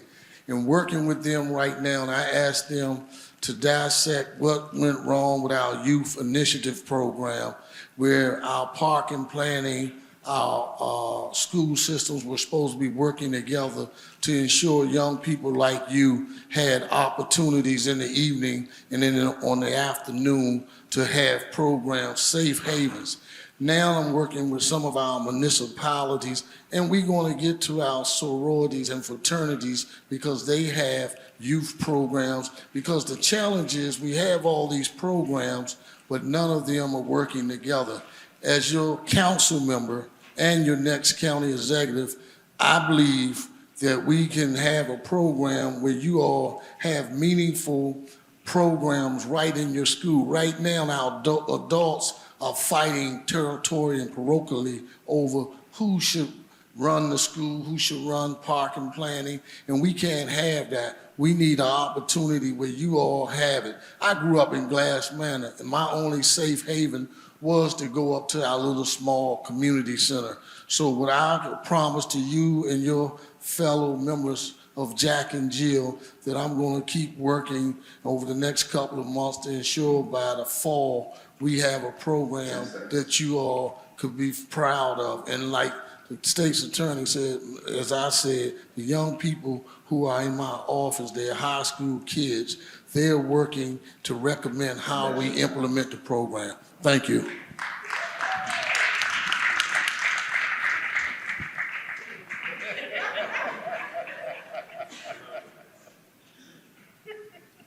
One, two, I love it. This is an awesome question because of me. I was a kid and I had nowhere to, no, I'm being serious.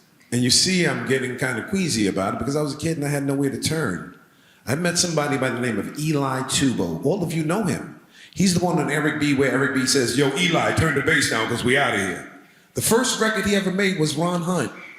I had the 5th rap record out in '79. All right? And I'm saying that to say this. You guys are interested in what I was interested in. First of all, getting out of the house. You don't want to be in the house. Number 2, it starts in the school. So what we do, we have to change the curriculum a little bit. So now we have an editing class, so you can make your own music. We have a film class, so you can make your own movies. And it goes on and on like that. And during the summertime, guess where they are? At school.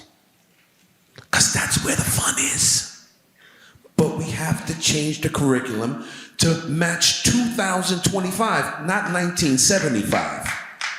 That's the problem that we have.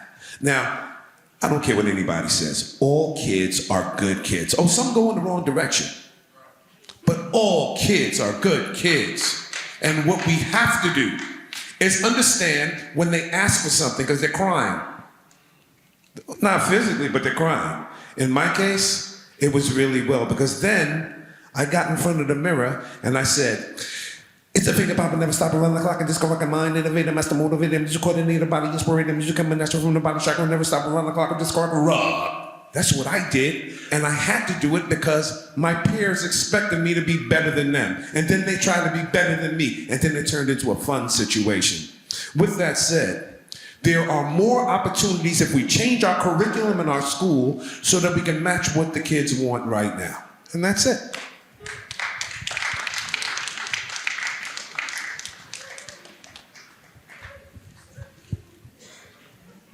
Well, I feel sorry for the kids, the children of today. You realize that I was almost 12 years old before I realized that there were locks on houses? I lived in some of the best slums on the East Coast. Okay? You have to go through a life cycle. You have to, even then, I knew that you had to follow the law. That was instilled in everybody. That's gone today. I tried to, so I have a rich history of trying to help youth. You still go to skating at Crystal Skate, I don't know, Temple Hill Skate Palace or something now. I opened that in 1984. I designed and built it. I built the racket club beside that. I put money in. the Prince George's County Police Department shut me down. So I have worked for this county over and over again. Even today, I have $400,000 worth of liens on my home after they stole that business for $5. Because the state's attorney's office and the attorney general's office will not let citizens file complaints against white-collar criminals and lawyers. That has to stop. I would love to see if the county could put forth an educational program to let all youth understand what the law is and have it televised so they can learn Law 101 before they get in trouble. That's what you have to do. You have to go back to the basics. Thou shalt not steal.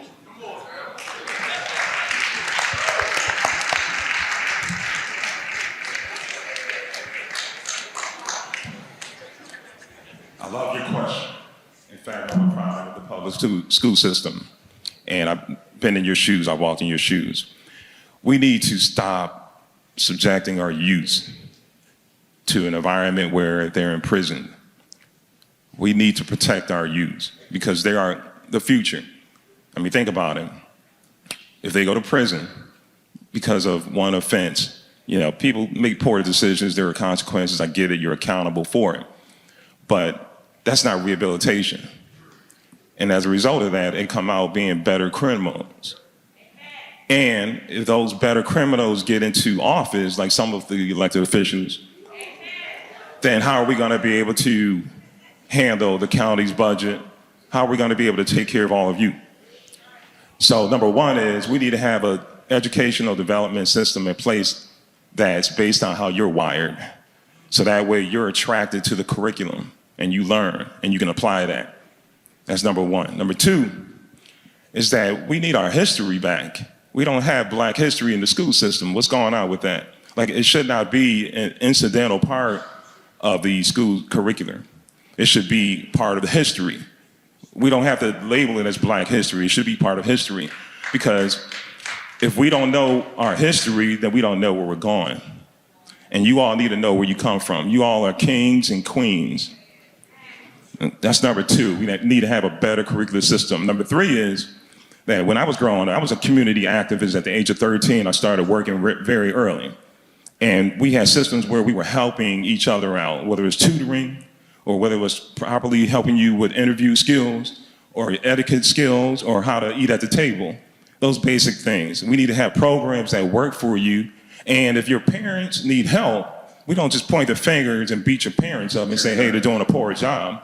You know, everyone's accountable, so we need to help each other out and have services available where people can thrive in their households as well. As your next county executive, I will work for you all. Thank you.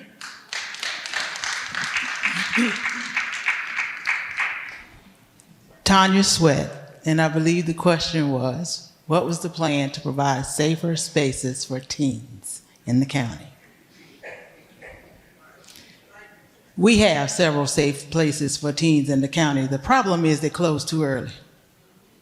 Our libraries close too early.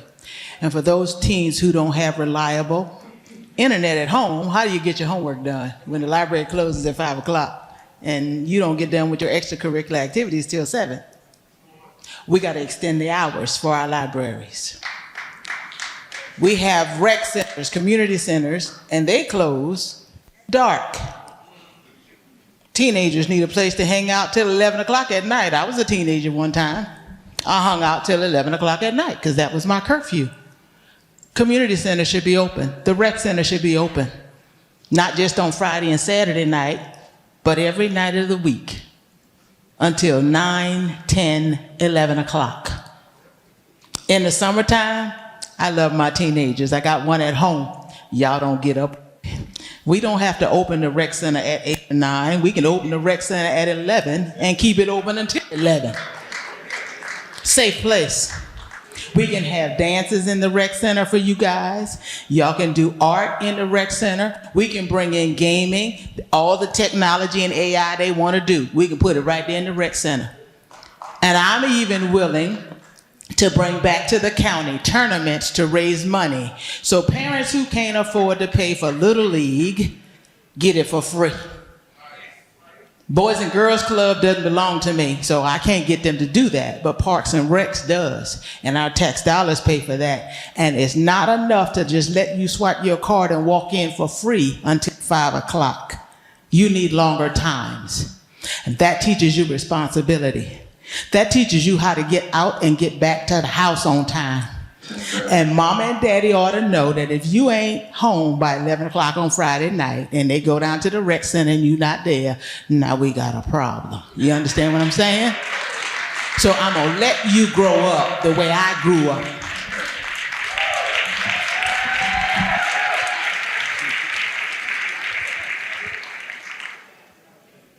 Sounding like a true mama out here. I love it.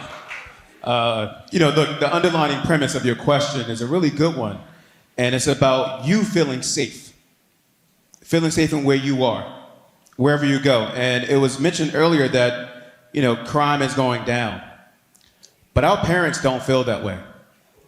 And I'll give you an example. I met a mother who had brunch with her son one Saturday morning, made him the favorite brunch he ever had. 15 minutes after that brunch, he goes outside. 12 minutes later, this young man is shot dead. 16 years old. In Capitol Heights. That shouldn't happen. And the fact that that happens is because of guns. And how guns on our street, there are too many guns on our streets right now. The access to guns for our young people are more prevalent now than it's ever been before. We need to drive down crime by ensuring those guns come off of our streets. I'll tell you another thing, going to our schools. Our schools used to be a safe haven. For me, I grew up in homeless shelters. I've lived in poverty. Safe haven for me was going to John Baines Elementary School. But I know for certain right now, those students don't feel safe anymore. At Duval High School, right after school, even though we have SRO in the school, and a person leaving, and officers around the school, there was a young lady 2 years ago shot and killed because she was trying to protect her brother. Our young people don't feel safe. For me, as your next county executive, I will focus on driving down violent crime by ensuring we have more community policing officers on our street. We've removed through our state's attorney's office those guns off the streets as well. We built teen centers. We built parking planning already. This is about guns and you not feeling safe in the school. And I promise you, as your next county executive, I will remove these guns off our streets. Thank you. Thank you. Thank you. And thank you to our teen auxiliary group from Greater Suburban Maryland. Didn't they do a great job? Let's give them a hand.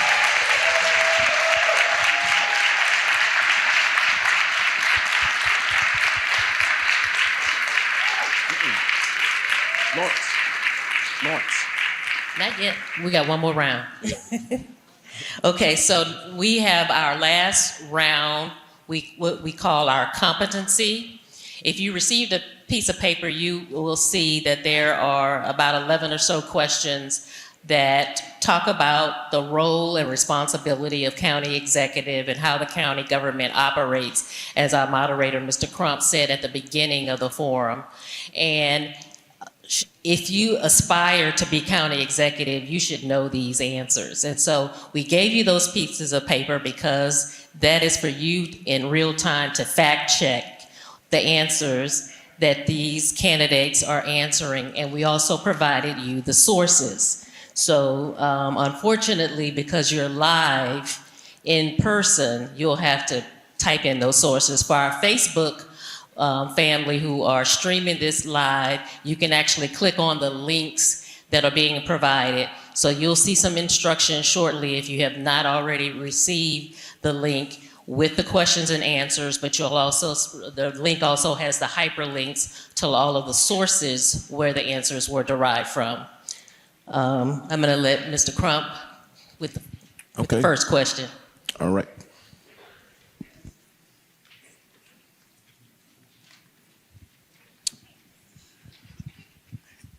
We're going to go in the order that you were going in previously. Mr. Baker, walk us through the county's budget process from proposal to approval, and who are the key stakeholders involved? Thank you for that question. So this is the way the budget is actually done in the county. The county executive and the senior staff, usually your DCAOs, we start with the budget with our budget director, looking at every single department in the county and every agency. And then we conduct, for about 3 months or close to 3 months, we have every agency come into the county with their proposed budget. Those agencies include everyone under the county, including the state's attorney's office, including the Board of Election. They come in and we actually look at their proposed budget, and we have audited it already. What have they been doing? And we put that at the end of the day. We look at our revenues, we look at what they're proposing, and then we put together a budget. If it's a budget deficit, we then have to figure out how we're going to lower the budget deficit. But the two things that are funded right off the bat, even though we haven't have I should say that the next process is once we do that, then we have meetings throughout the county. Many of you have come to our budget meetings. We have 3, the northern part of the county, the southern part of the county, and the central part of the county. People come in with their suggestions. When I was county executive, I would ask people, tell us what you want us to do, and then tell us how we should pay for it and what you want us to cut. Once we go through that process of the public hearing, that's your public hearing, then we put the budget together, and on the Ides of March, we send it to the council. The council then looks at the budget and does its own auditing of what is there, and they either send it back with and then we have negotiations, and then we decide, from there, what the budget is actually going to do. That's going to happen before the person is elected county executive. They will have their budget that they have to deal with sitting to the council. Thank you. Budget 101. Ms. Braveboy, what county agencies and departments do not report directly to the county executive, and how do you manage them effectively? So that's a good question. My agency, my current agency of the state's attorney's office, does not report directly to the executive because I'm an independently elected constitutional officer. So is our sheriff. Our sheriff does not report directly to the county administration. Park and planning does not report directly to the county administration. And the school system, even though 62% of our tax dollars go to our school system, the Board of Education does not report directly to the administration. However, what we all have to do is have shared goals. And through that budget process, the executive lays out goals. And all of us, whether we are reporting directly to the county government or not, we want the executive, the administration, and the council to be successful. So our job is to do our part to ensure that the goals of the county are met. Because anyone sitting in the position of county executive, their vision and their execution of that vision is dependent on all of these other arms. And so as county executive, I will unify everyone, give everyone a seat at the table. And instead of it just being my budget, talking to people before we put our budget together is critically important because their success is the county's success. And so understanding that, respecting that they have a level of independence, but also understanding that they also have a responsibility to the residents here in Prince George's County. If we come together, we unify in purpose and mission and vision, then we can provide you the services that you deserve as residents here in Prince George's County. Thank you.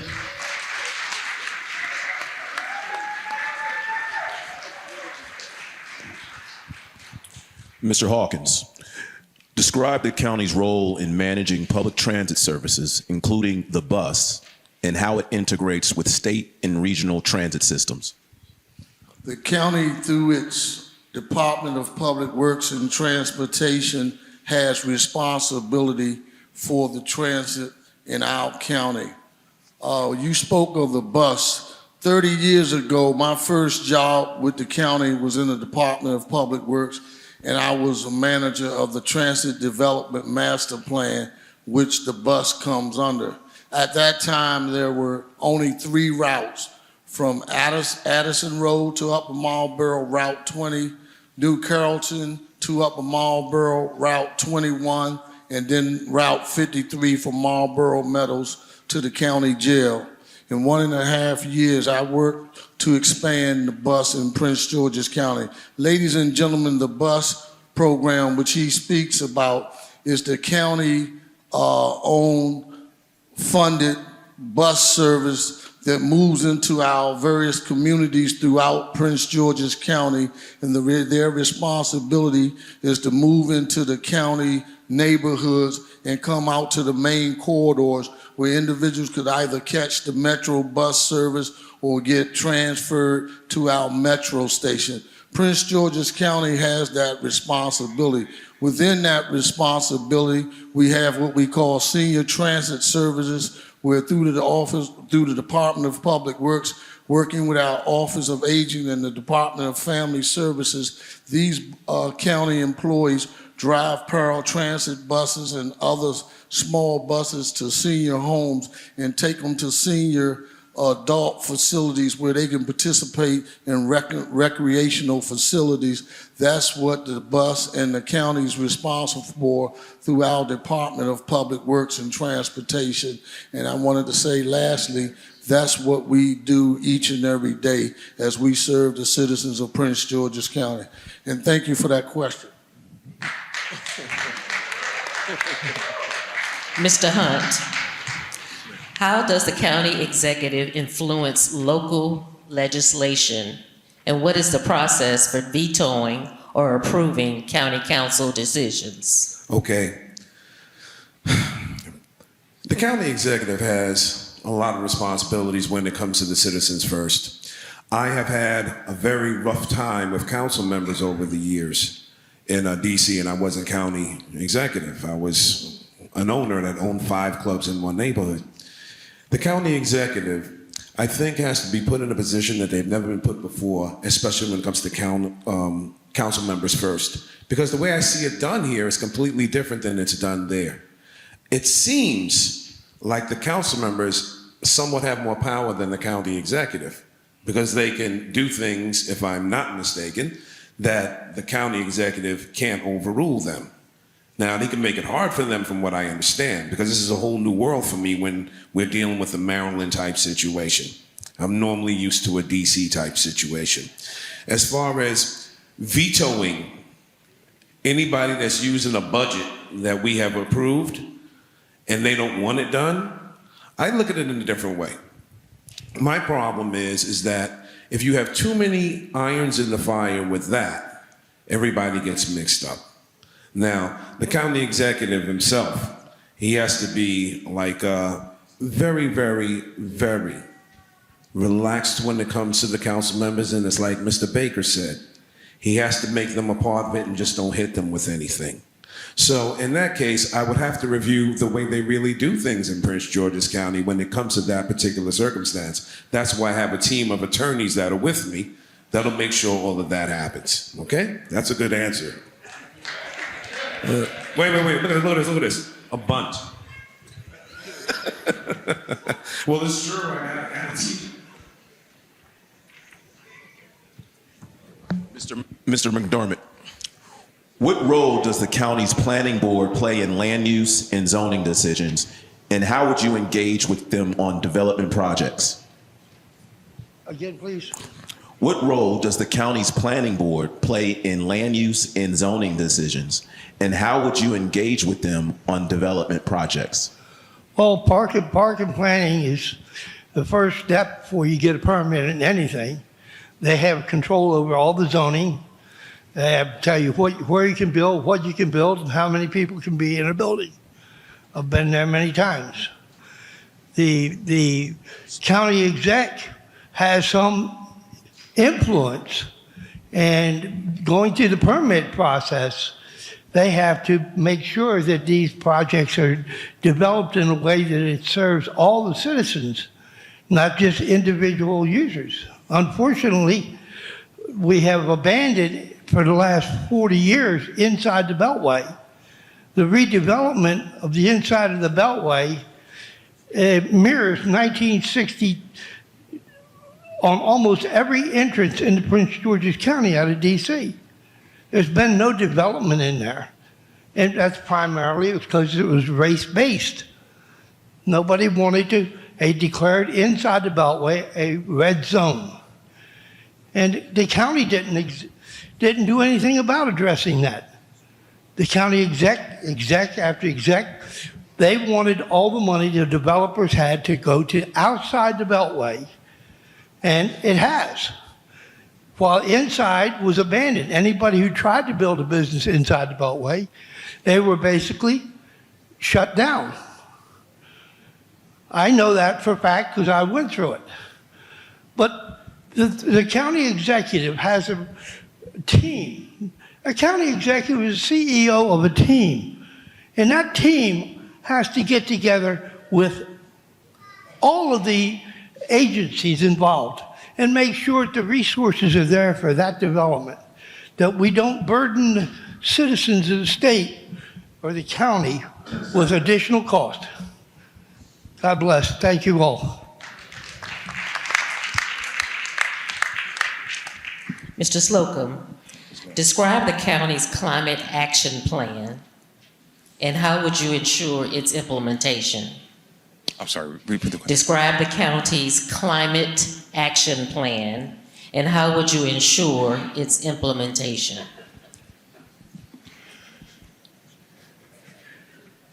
From a climate standpoint, I can take that in 100 ways. We can deal with the greenhouse gas emissions footprint.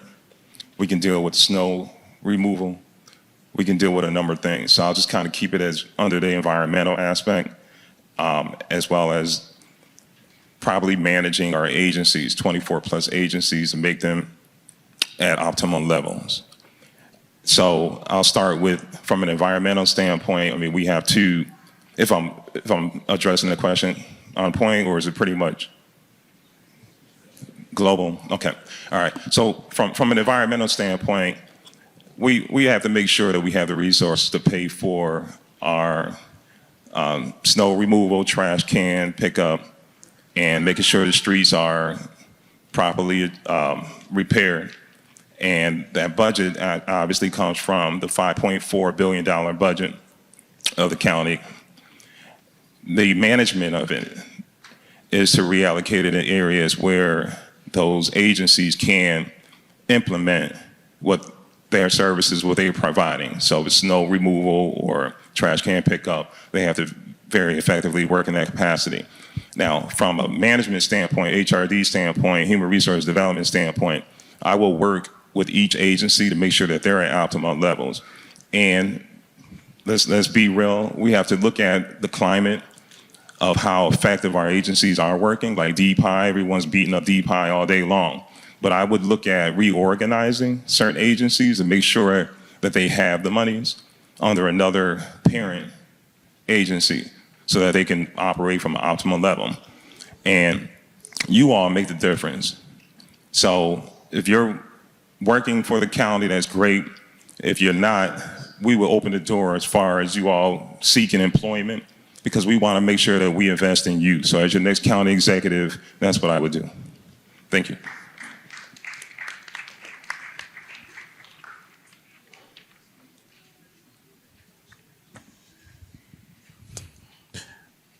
Mrs. Sweat, what is the role of the Office of Community Relations, and how would you use it to enhance transparency and accessibility in government?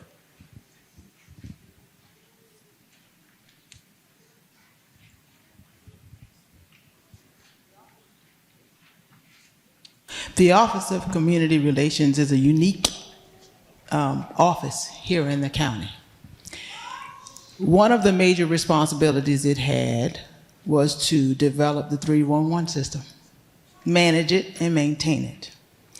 The Office of Community Relations also has the responsibility to be the community liaison between the county executive and you. So there are a lot of people who work in the Office of Community Relations who are supposed to be out in the community, hearing your concerns, bringing them back to the county executive so they can be addressed. Hence the reason why that 311 system was created, technology and innovation, to facilitate your ability to communicate directly with the county executive. Now, I'm gonna go a little bit further because I've heard the complaints of the citizens. I'm one of those citizens that has complained. It doesn't always work. The Office of Community Relations is the place where our HOAs that are mandated by state law are supposed to register by and through their management companies. I will tell you that list is not always current, nor is it always public. I, for one, have tried to get access to that list, and what I got didn't work. I know the concerns and the problems with the 311 system, and there have been improvements. Most recently, I understand we can now text to 311. But again, we don't always get responsive answers to our concerns. So yes, that is something as your county executive that is a priority for me to address, because I need to know what 947,430 residents of Prince George's County care about so that I can address it.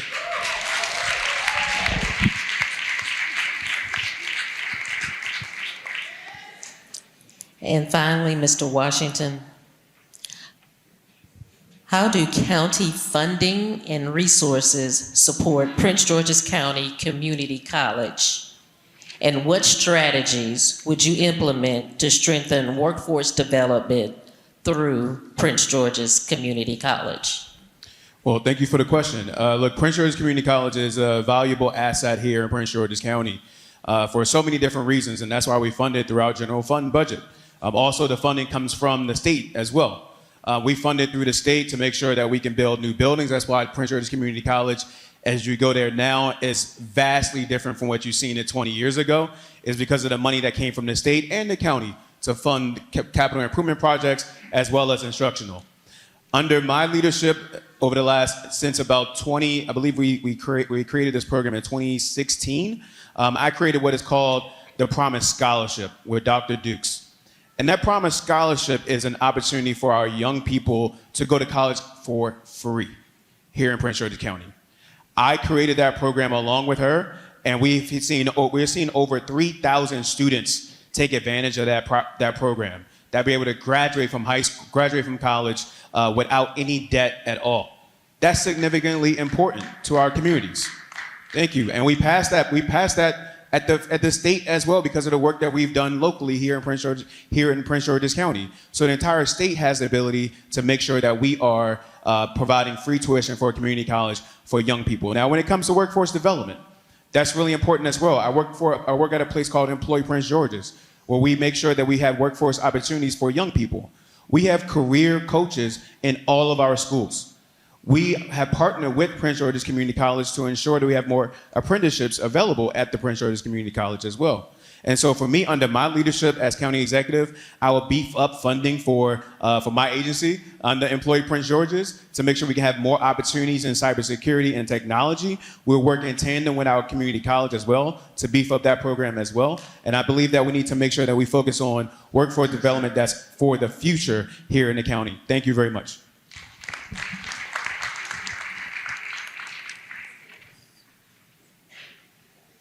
Let's give all of our candidates a hand clap.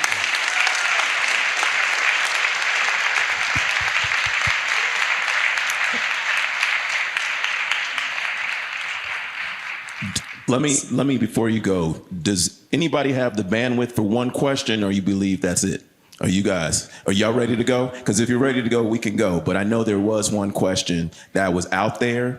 That is a very important question, but I know it's 8 o'clock and we can wrap this up. But if the candidates have to be somewhere, I respect their time. So if you want to raise your hand, I mean, I don't want to put peer pressure on anybody though. How would you feel? Ask it. Okay. Okay, we have one more teen question, and again, this came directly from the teens themselves. And this time we'll start with Mr. Washington and come back and end with Mr. Baker. You have the question, DEI. She has. Oh, okay. Good evening. My name is McKenna Powell, and I am the Teen Parliamentarian of the Greater Suburban Maryland Chapter of Jack and Jill of America Incorporated. My question is, given the current administration on diversity, equity, and inclusion, what will you do to preserve the DEI policies to ensure equity for all of Prince George's County? Great question. Thank you for it. And I'm going to leave. Thank you. Yeah, give her a round of applause, everybody. Thank you. You know, I'm going to leave right after this question because I have a 2-year-old baby at home that I need to get to. Again, I'd like to kiss her goodnight and get her to bed. So, but it's a really great question and one that's in this time for the county. You know, we are in a moment in time here in the Prince George's County where this election isn't just about the next 2 years filling Angela Alsobrooks' seat. It's also about the next 10 years because the next person is going to get elected again and then elected again. And so for so long, we've been moving in the wrong direction. We've been making incremental change here in the county. Under my leadership, I will make sure that young people like yourself and African American and women and Latinos have an opportunity and a seat at the table here in Prince George's County. Under my cabinet, I'll make sure it's the most diverse cabinet we've ever seen. And that's including someone with disabilities will be in my cabinet as a director. And so for me, doubling down on DEI is so important to make sure that we're protecting what's here in Prince George's County. Thank you, everybody. I hope you'll vote for me for county executive. Have a great night.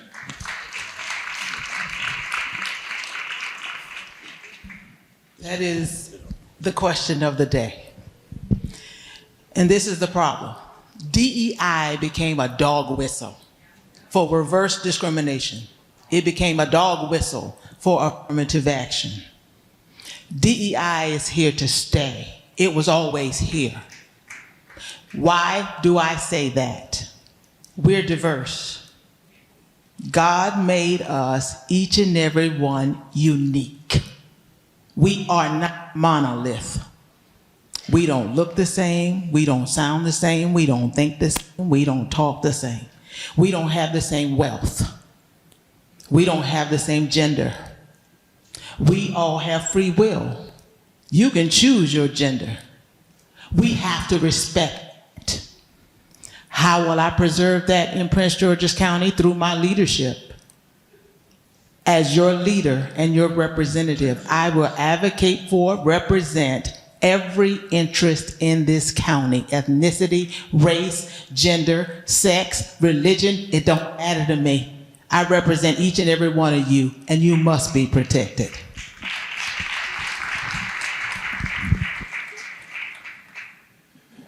DEI is very important. We need it. It's obvious because the Civil Rights Act, affirmative action. Now there's DEI and they're trying to get rid of it. Why is that? Is it because of fear that we're going to do so well and outcompete the rest of the world? I think that we should continue to support DEI. The unfortunate thing is that a lot of people don't believe that. And it's obvious with the presidential climate that we have right now. As your county executive, I would make sure that each and every one of your rights, whether you're an individual with disabilities, whether you're a senior, whether you're working class or working poor, or individuals that have housing insecurities are protected. And those services will be provided to you. We will find a way to find the funds and the monies to help you in every shape or form, including our local businesses. You are the future, you are the thrive in our county. And as your next county executive, I'm committed to helping you do your best to be your best. Prince George is first, Prince George is strong. Thank you. Well, let's go back to the beginning. One nation under God with equal rights and equal protections under the law. That's it. It's the bottom line. We all have rights. International Human Rights Council has said that's the law of the world.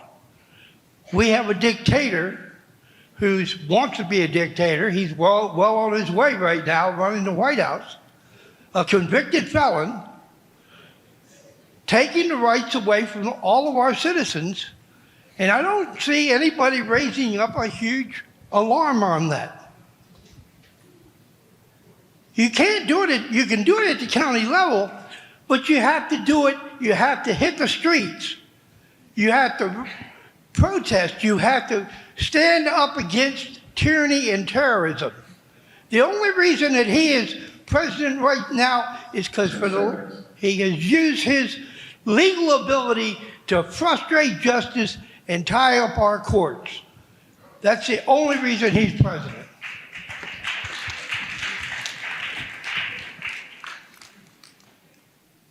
One, two. Well, I really agree with Ms. Sweat because this is not the 70s. There's no longer white and black. We are mixed. And see, I also agree with that nice gentleman there.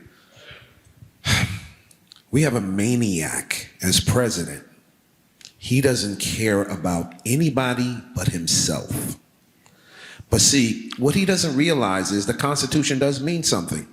In 1996, the Constitution came on the U.S. Supreme Court desk, Prince, P-R-I-N-T-Z, versus the United States.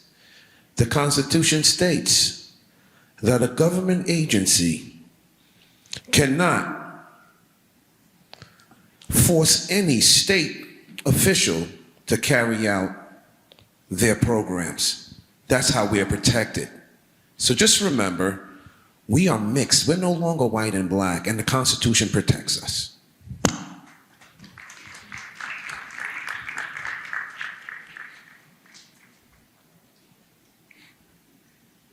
What I will share with you in my office as county executive, and really in my office as now currently as a county council member, I have a diversity, equity, and inclusion office from a blind, legally blind person to an ex-offender to a Latino.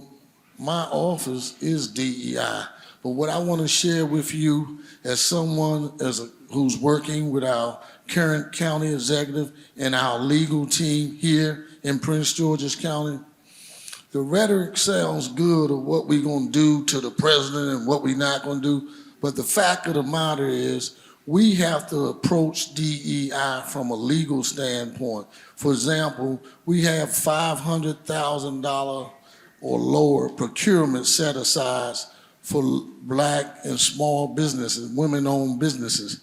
But now, based on what the president is saying, we can't use the word set aside. Our legal team, they're coming up with ways on how we're going to address that, so we're strategic and proactive in our approach to dealing with DEI in Prince George's County.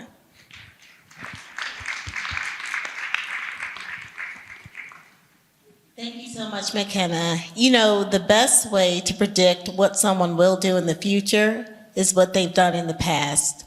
When I became state's attorney, I created the very first multicultural commission with over 100 members representing 37 countries, several different languages, cultures, and just really different places where people have come from to all achieve the American dream here in Prince George's County, but I wanted to make sure that access to justice was felt by everyone. And so having these ambassadors in our community was key. I also created the very first LGBTQIA+ task force so that every member of our community understood that the laws applied to them and that the laws would protect them as well. In addition to that, I hired the first blind ASA. She is now paving the way for a third-year law student who is interning in my office who is also blind. And let me just tell you this, DEI and diversity is about leaving no one behind. And I'm grateful to have the support of our governor, Wes Moore, who has pledged to leave no one behind. Thank you.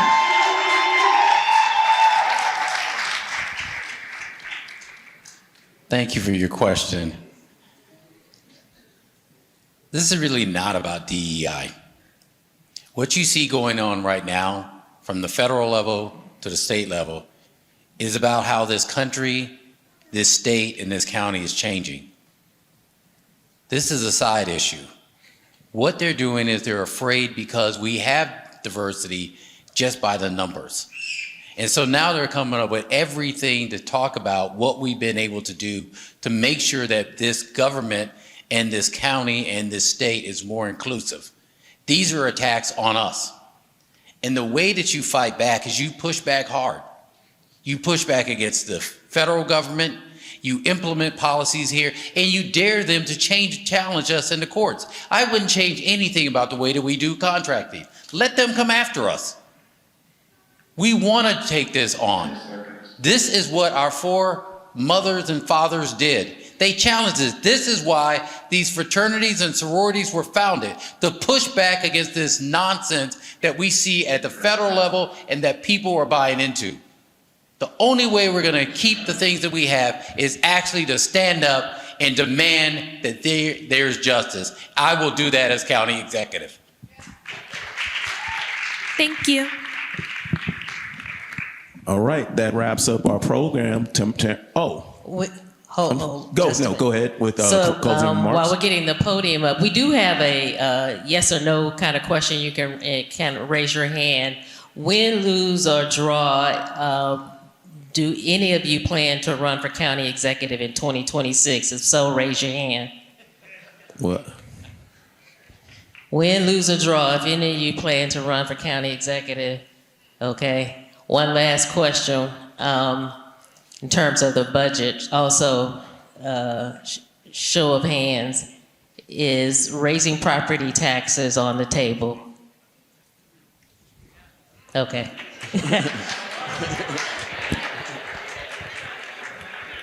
Let's thank our candidates once again. Hey, I just thank have you a so few much. closing remarks before you leave. That's all I get. We want to first thank all of them for their willingness to serve and to put themselves out there. I know this has been a long track, a quick sprint, I should say, for them. We want to thank Pastor and First Lady George and Charlene Hawkins and the Higher Calling Ministries for allowing us to be here tonight. We also want to thank our national Panhellenic partners that helped us to put this together. Can I hear from our Phi Alpha men? Can I hear from my Alpha Kappa Alpha sisters? Can I hear from my Delta Sigma Theta sisters? Can I hear from my Omega Psi Phi brothers? Can I hear from my Kappa Alpha Psi brothers? Can I hear from my Phi Beta Sigma brothers? Can I hear from my Zeta Phi Beta sisters? And can I hear from my Sigma Gamma Rho sisters? And last but not least, the Iota Phi Theta brothers. We want to thank our partner, the Greater Suburban Maryland chapter of Jack and Jill of America, and especially all of our team moderators. The special election is Tuesday, March 4th from 7 to 8, with early voting February 26th through 3rd. Keep it down just a little bit. I'm just trying to get these last little announcements. Polls open at 10 through 8. Monday through Saturday, and Sunday 12 to 6. There are 9 voting centers. Listen up, quiet down just a little bit, just a little bit. And they are College Park City Hall, Kentland Community Center, Lake Arbor Community Center, Laurel Beltsville Senior Activity Center, Rolling Crest Chillum Community Center, and the Southern Area Aquatics Recreation Center. South Bowie Community Center, Southern Regional Tech Center, and Suitland Community Center. Thank you all for attending, and thanks to those who attended on Facebook Live, and have a good night.